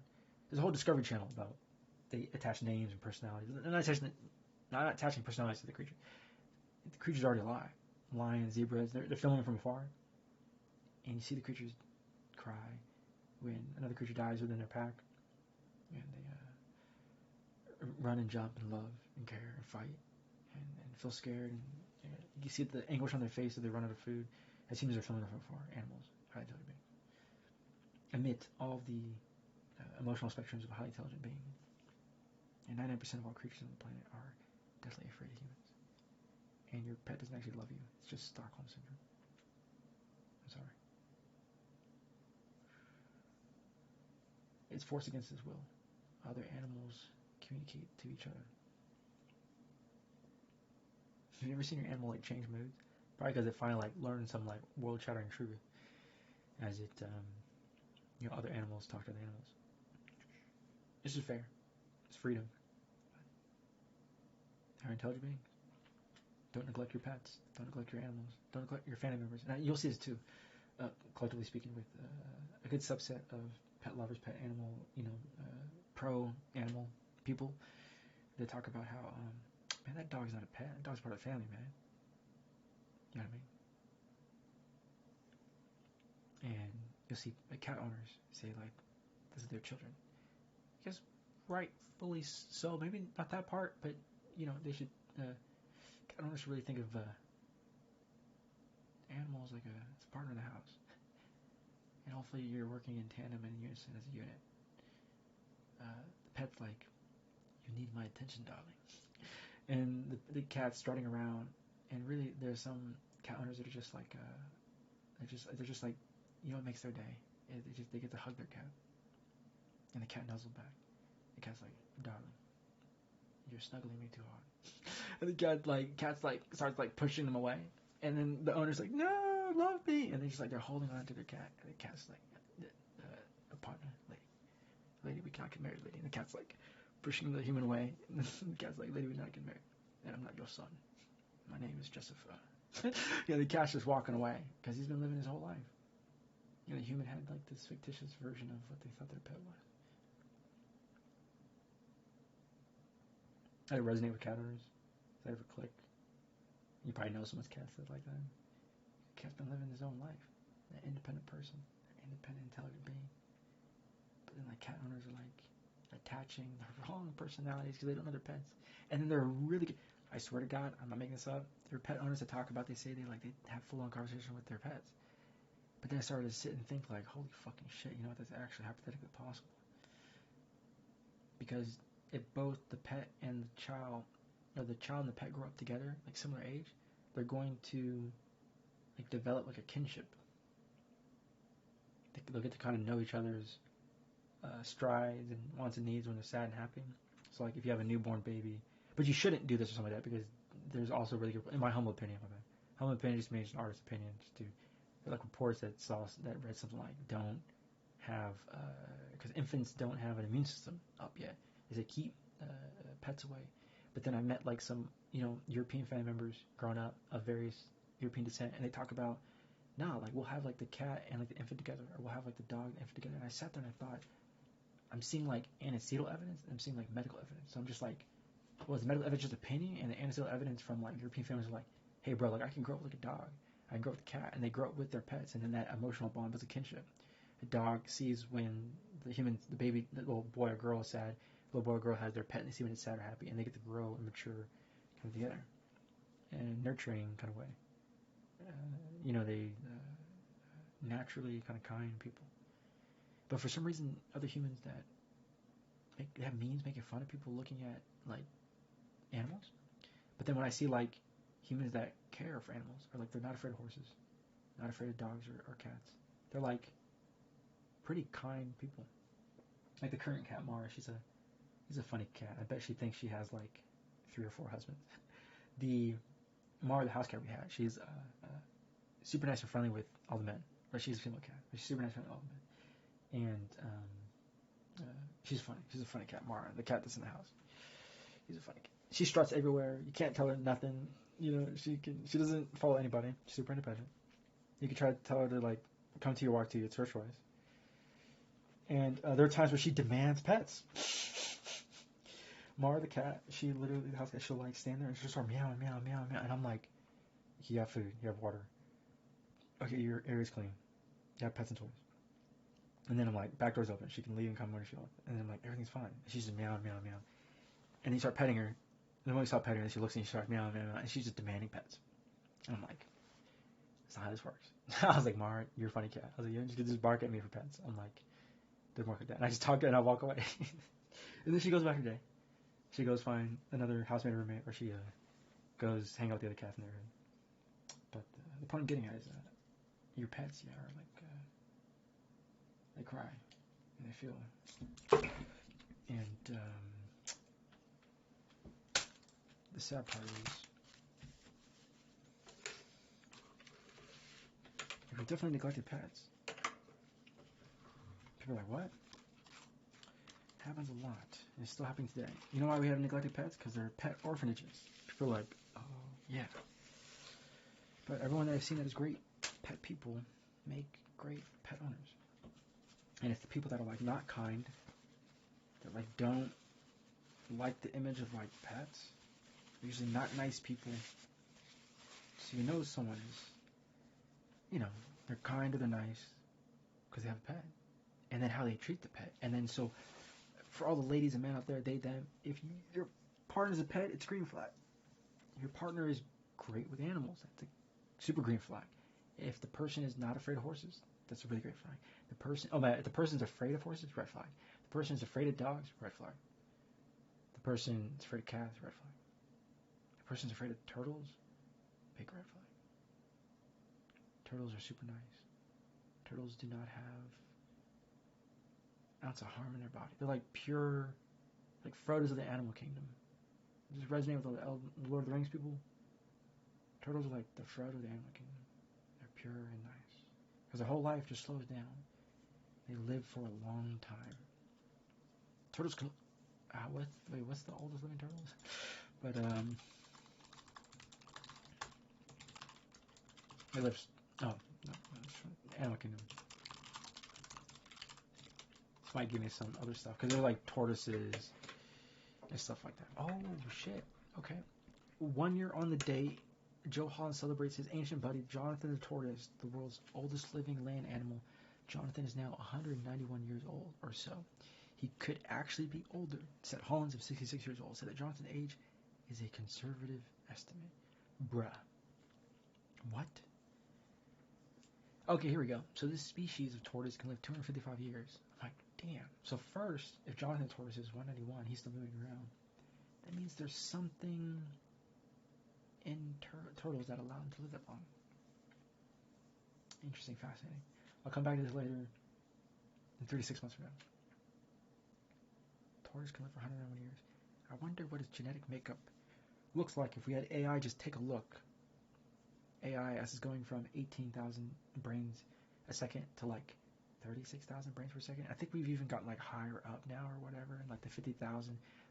Like a single AI system could be equivalent to like 58,000 brains or something, hypothetically. But right now I think we're pushing like 18,000, the machine learning algorithms were. So it's like, I think some of the current models are like, this AI thing is like equivalent to one human brain, one AI system. I think it's supposed to be like, some are maxed out like 18,000 brains, I think per second or millisecond. And then we've gotten to where it's like 38,000 artificial brains at like one time, like per, like the power per unit. Like think of your intelligence as a unit, as one human brain. And imagine if you had like if 3 people sit in a room, you have 3 human brains operating, thinking, trying to solve a problem. If you have 20 human brains in a room, you have the power of 20 human brains, scientists all working. Imagine you have 500 human brains. Okay, you get it now? You have 1,000 power. 1,000 power is like 1,000 human brains all working, and they're like scientists. That's like your limit. Like your person power, like horsepower. But like AI as a power source is like anywhere between 18,000 to like 38,000 brains per second per person. So with Tortoise, it goes back to there's something in his genome that allows it to live for 150 years. It's like the next step that humans are missing. Imagine if humans can, like, with a small tweak of your genetic makeup, live for 150 years. It drastically changes everything. Retirement, work, school, academics, mastery, completions, excellency, proficiency, records, NBA records. Oh my god, that's great. NBA in space. Dude, oh my god, that's crazy. NBA in space, NBA records. Imagine all of a sudden NBA players live for 150 years. Dude, that's crazy. Imagine if we can. Yeah. Imagine we could lock in Steph Curry and he's in his prime at 45 and he stays being 45 for like another couple decades. I think everyone kind of stops, and LeBron James kind of stops, and they're like, what? Imagine LeBron James is like 46 years old, and Steph Curry is 45 years old, and we lock in their age, genetically modify them, and they could live for like 150 years, which would then probably extend their life, let's say 30 to the magnitude of 5. So there's other possibilities. People don't understand. I'll explain later when I come back 6 months from now to review this video, because I told my housemate on roommates. I told them, hypothetically speaking, we already have this whole other conversation at the time. So essentially, if we could push and use AI to map out the tortoise genome, then we should be able to easily find that next step in our evolutionary gap that allows us as humans to live as we are creatures on Earth. And a lot of helix DNA is present in all of these animals and mammals, specifically mammals. But the reptilian also has helix DNA. So, well, pretty much all creatures that we've seen on the planet have helix DNA compression. And so people are like, it's a helix compressed, and then that worm of data is is your genomic sequence kind of meshed together and then compound upon itself, and then intensely dense. But those acidic compounds and proteins can be read out, can be mapped out. And so once we use AI to map out tortoise, its whole genome, we just gotta find what makes it live 150 years.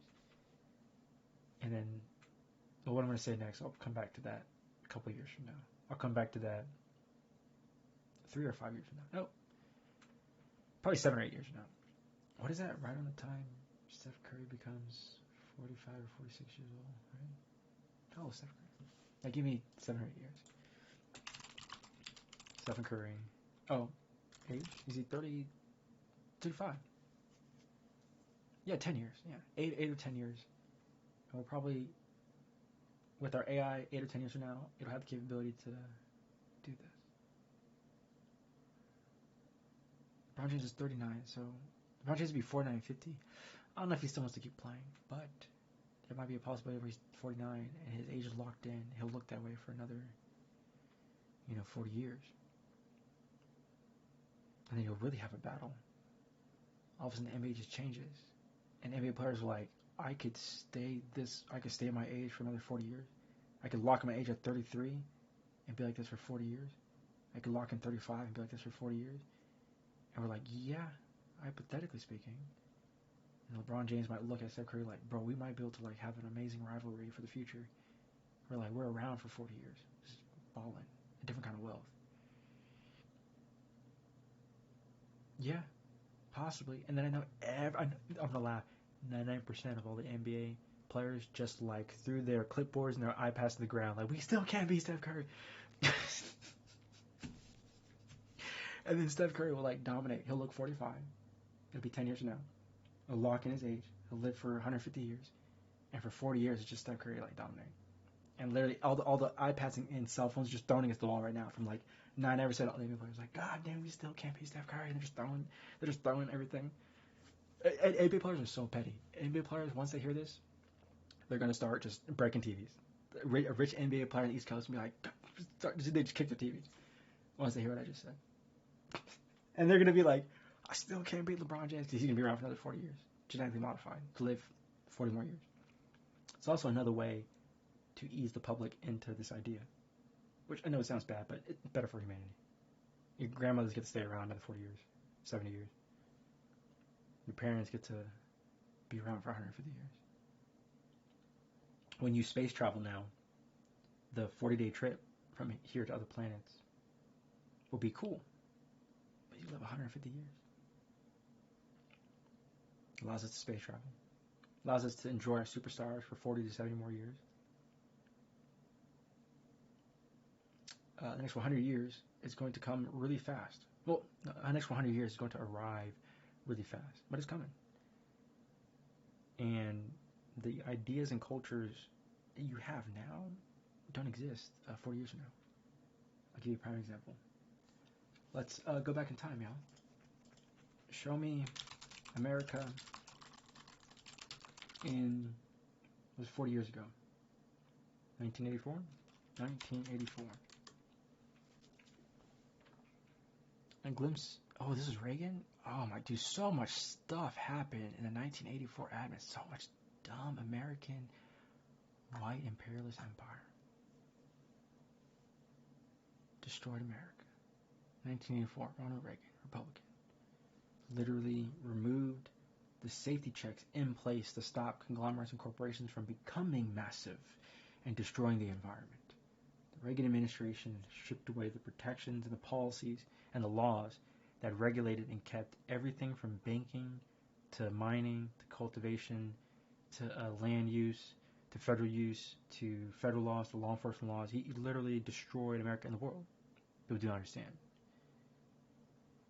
And because of that, you have the rise of corporations and conglomerates and the consolidation of power. And with that came the destruction of our environment 40 years later.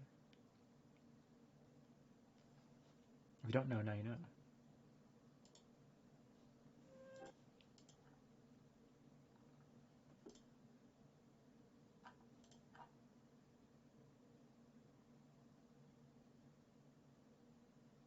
Oh, political ad. There was less technology. So the political ad was the GOP spewing more lies and affecting tens of millions of Americans. There were no cell phones. There was no internet. It was all clicking now for people. The GOP had been lying for decades. They just had less cell phones. It was internet. We didn't get to see the newspapers and the beat writers on Twitter from other states complaining about issues in their state. We didn't see the pains and problems of GOP governors and all of the GOP scandals. You know, like the vast majority of scandals in the past 40 years have all been GOP members. Did I ever see that? Really, Democrats should have been hammering home for the past 40 years about just every year there's just tons of crimes and dudes of the GOP, men and women, women and men, they, them too, going to federal prison for committing crimes. Every year, and a lot of them. You don't hear from them again because they're going off to state or federal prison. Boom, boom, boom. There was 7 dudes in Ohio, all GOP members committing money laundering. All of them go off to federal prison. No one hears from them again. They're doing their crime, they got caught, boom. But it's every year, the past 40 years. All around 1984. Ronald Reagan. Removing and destroying policies and regulations. Stripped away the policies and regulations to protect America. And then you saw the formation of conglomerates and less competition. There wasn't more competition, less competition. And consolidation of power between vast amounts of resources. When you start stripping away protections and uses of how people should use land, massive companies come in, building, destroying our fracking our environment, digging our environment. So guess what? We have mechanisms in place to, sadly to say, remove these corporations, y'all. It's literally a policy failure. Guess how, in a stroke of a pen, as a policy failure for a president or state governor, can easily save the air and their peoples. Under the public health order and the United States Service Codes, there's a whole bunch of laws that basically dictate the state government, the federal government has no right ever to commit harm upon its people. With the state governments allowing contracts to fracking companies, they're destroying the air and the environment. Our state government's giving access and land that they're not supposed to use. Not supposed to use. To drill and mine and frack and destroy our environment and our peoples and accelerate climate change. Literally, it's a policy failure. It's easily under public health order because the state government is binded to do no harm, and you can bring nothing to the government. It's grievance.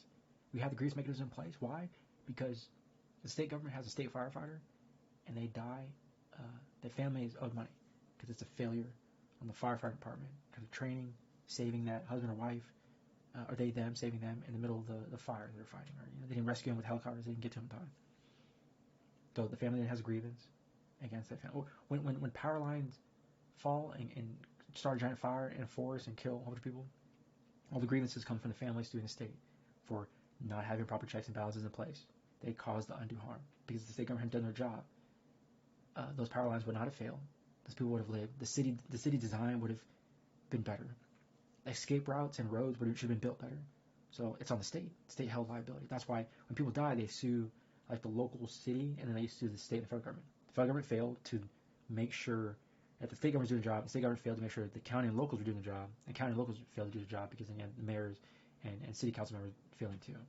In terms of even allowing this bad infrastructure in place. And then when it burns down, it kills a bunch of people. And now they have their grievances and proper grievances and routes. So to bring it full circle, state governors give out contracts that allow the destruction of our environment is a policy failure.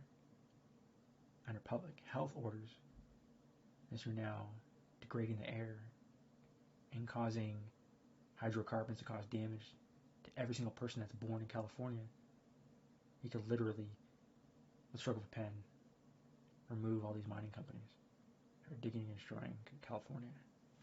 I understand that. Full circle. State government destroying our air is liable. Giving up land they're not supposed to give up. Destroying our environment. It's a policy failure. Climate change is literally one stroke of a pen away from being fixed. It is the guiding beacon and force of every single Zoomer. Everyone that's 18 years and younger is looking at the future like, man, how do we save humanity? And they just stopped and realized all this shit is literally just a pen written on a piece of paper, and we can remove all these asshat, fracking piece of shit motherfuckers that are destroying California? Yes, quite so. Welcome to government. Civics 101. Everything you see in front of you is a policy failure.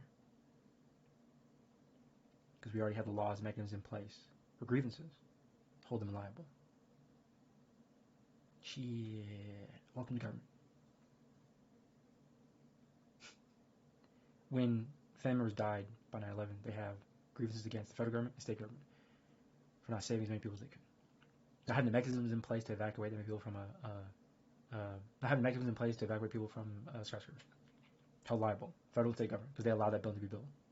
If the building was smaller, more people would have been saved. You understand?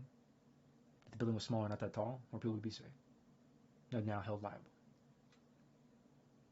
They designed and built this and approved this and paid for it. Other billionaires and millionaires, they're also held liable for building a dangerous, unsafe building. Actually, some buildings, because they're too tall, are an immediate risk to every other business around them. You know that?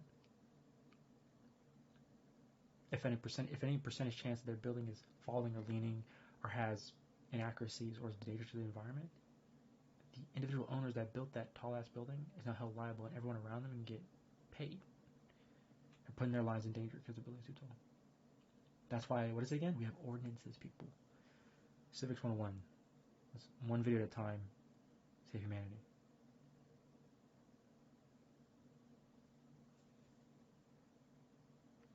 I'll start with Reagan. 1984. There's no internet. There's no cell phones. Same GOP, like this few lies. Brainwashed the minds of tens of millions of Americans. GOP thought they were in control. Nope, they're just brainwashing tens of millions of Americans. There was no internet. There was no cell phone. News got out slower, which means GOP could then commit more nefarious crimes. And they have, over decades and years, consistently, every year. More GOP members doing more crimes than Democrats. Consistently. 40 years.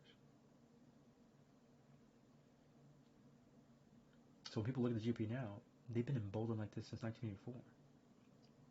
Their whole mantra is remove away big government so they can come in and start scamming the American people. Okay? Not that complex. Let's democratize the world. Say the world one video at a time.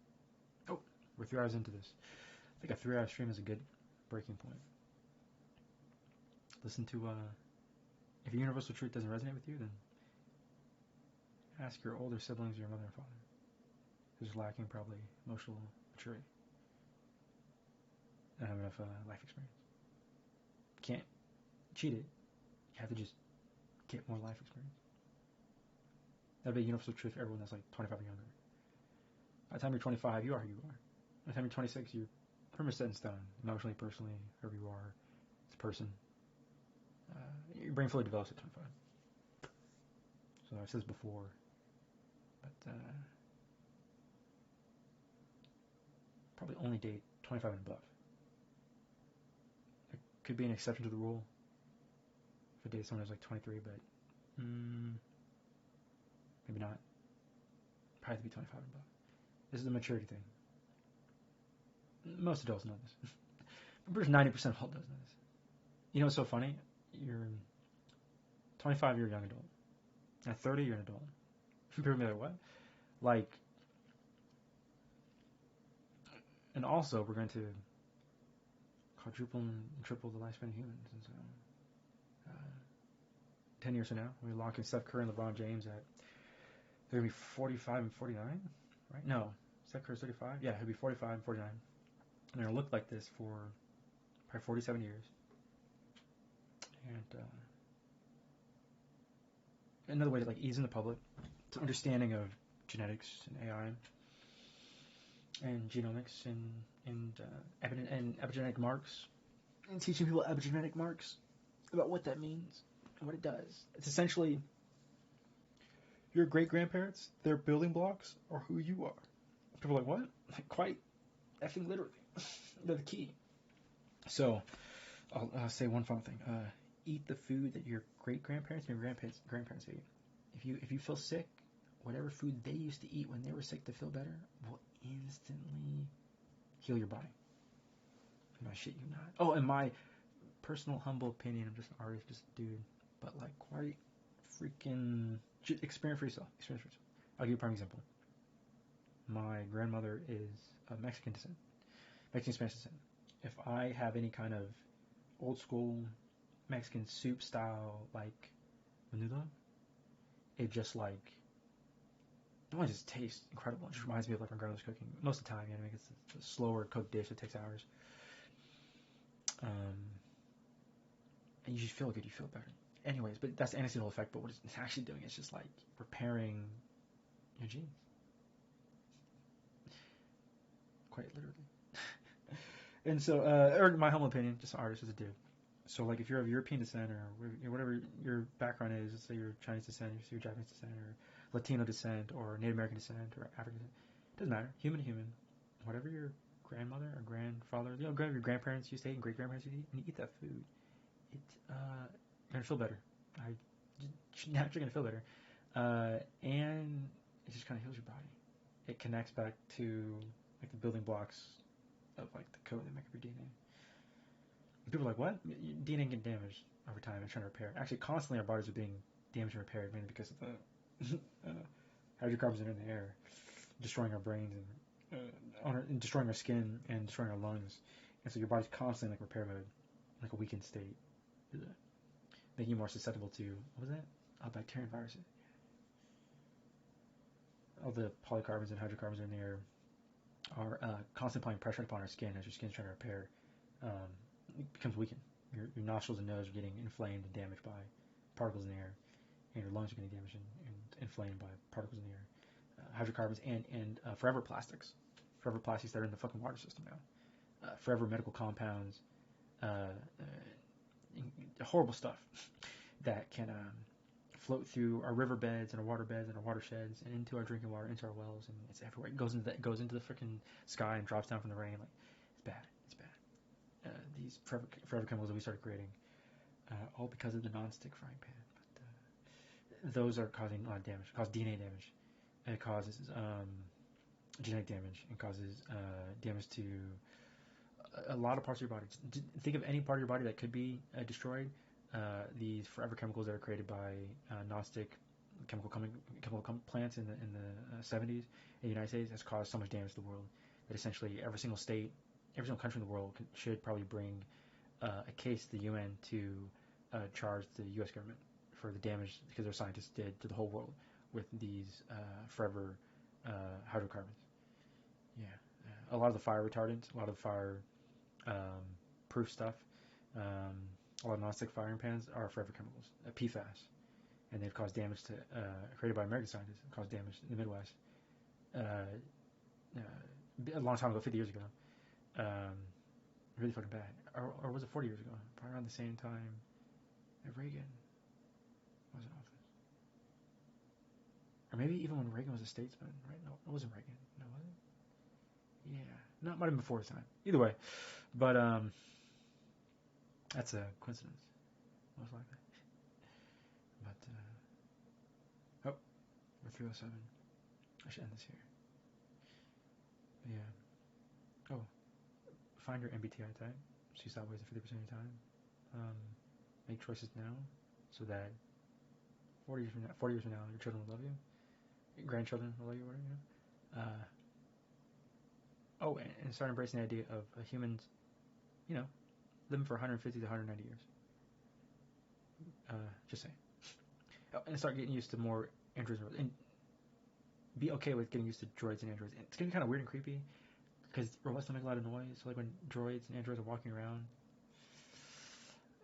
it's still going to be kind of creepy. I don't know. That's just me. Sorry. I gotta just get that off my chest. But it's 3:08. It's 5 o'clock in the morning. I should end the stream.